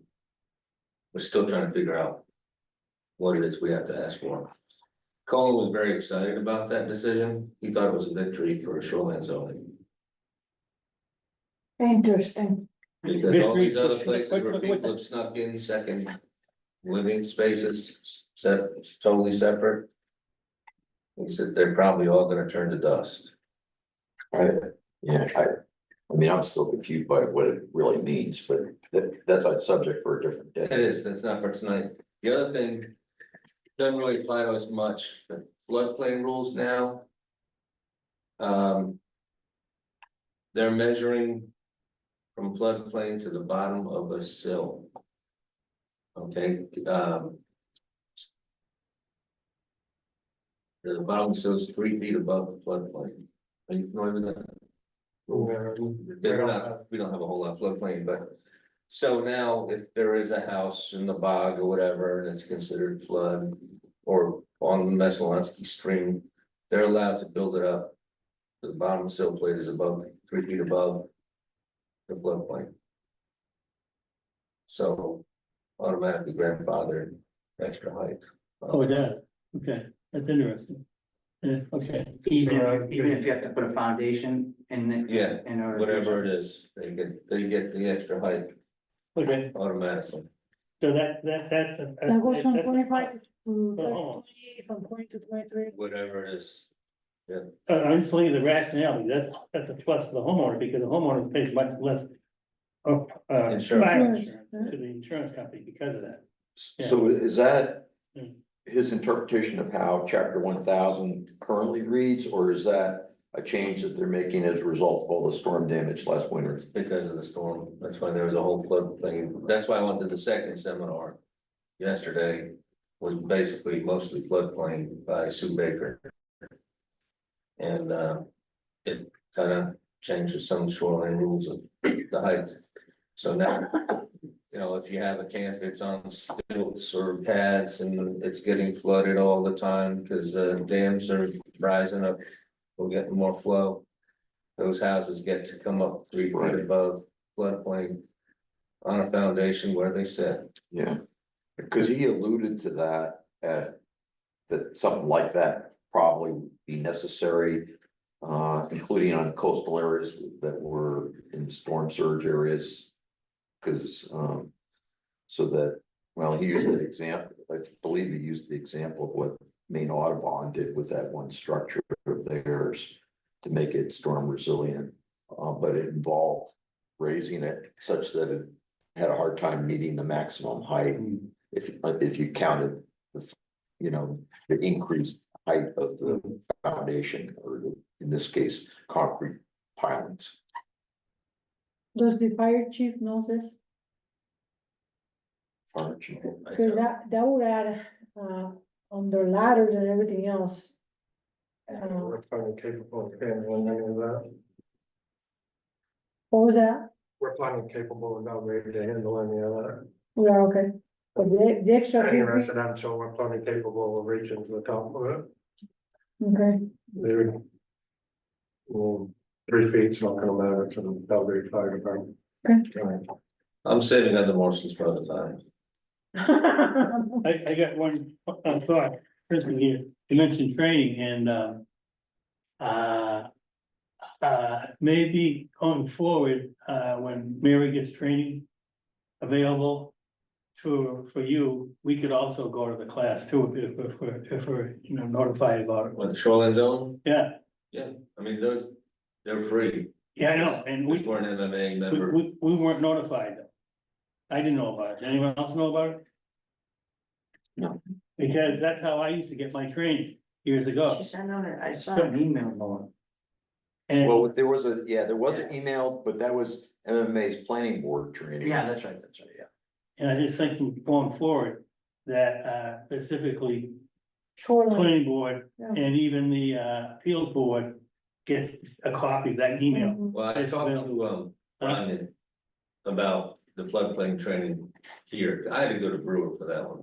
That's right. And she talked about, yes, it'd be great to have that training here at KV Cog. And I told her, I said, I missed a big opportunity in Brewery yesterday to talk to, but basically she's the Coleman Clark of the Oh, the woman next down there. northern region. Yeah, okay, okay. And I should have talked to her just with some of these things to see how congruent the answers are, Very different. Yeah, you know? How the interpretation might change, because no one's given this presentation all over the state. That he's kind of like the chief. But what do they do? Because many people have said. You don't like it here, sell your property, go to Bangor, buy one up there, you can do it. Yeah, you're giggling, because you heard it. So it depends who's going to the class, who's the instructor. To a certain extent. This happens. So we're gonna try to get the floodplain here, and that's gonna incorporate. Usually some shoreline zones, so Yeah. you have the opportunity to ask questions. do we wanna do the 1 year? No, go down, if we go to them individually, look, it's, I don't know, mortifying. Some people don't wanna go. They had discussions about trying to do it for most board members, because it was a room of CEOs, there's 30 some. From all over the state, and somebody said, well, why don't we do this for planning board? Because, you know, we're not the only ones that need to know the rules. Now, Well, let me, the DEP have the money in the budget, for their people to come out there, or more practical, or the budget is, so you go to the state, you go to the complex or the old digital place. And all the people from around the state, the whole state, can come into Augusta. That's where it boils down with money. So I think from practical perspective, it's gonna be a lot less expensive for DEP at the state. To get a big conference room in the Augusta Civic Center there, where the hell it is, and then have everyone else come in from, up north, down south, or whatever. And, and then the town gets in, reimburses the individual people, the planning board, whatever, so much a mile. Well, I think. You gotta, DEP's gotta make that decision. I think you can talk them into it easy enough, but, they can, as long as we're notified, Yeah. That's how it used to work. No, I'll work on it. Right. Jessica Sayers was the girl I won in the Northern Territory. She was there. And someone told me to talk to her, I just didn't know what to say. I was like, I should have been, instead of asking folks. now, will it be worth it? Well, we did in January to have Colin come here, and I will be planning boards invited here. And the watershed to do a training again, or is it better just to go to Colin? I- The only I think reason- We got a lot, like George said last meeting, we got a lot on our plate already. Sure. We don't wanna lose a whole meeting Sure. to do something we just did a But year. that will be in January again. But, Okay. we see if we can get opportunities. Yeah, I think the benefit of doing it like that is that all the watershed, planning boards and CEOs will be on, quote unquote, on the same page after that training. If we would. So, thanks. All right, so I guess, we have done enough discussion about shoreline zone discussion. Any points of discussion that any board member would like to bring forward? Going once, going twice? Okay, so I will entertain a motion to adjourn. Make a motion to adjourn. Second.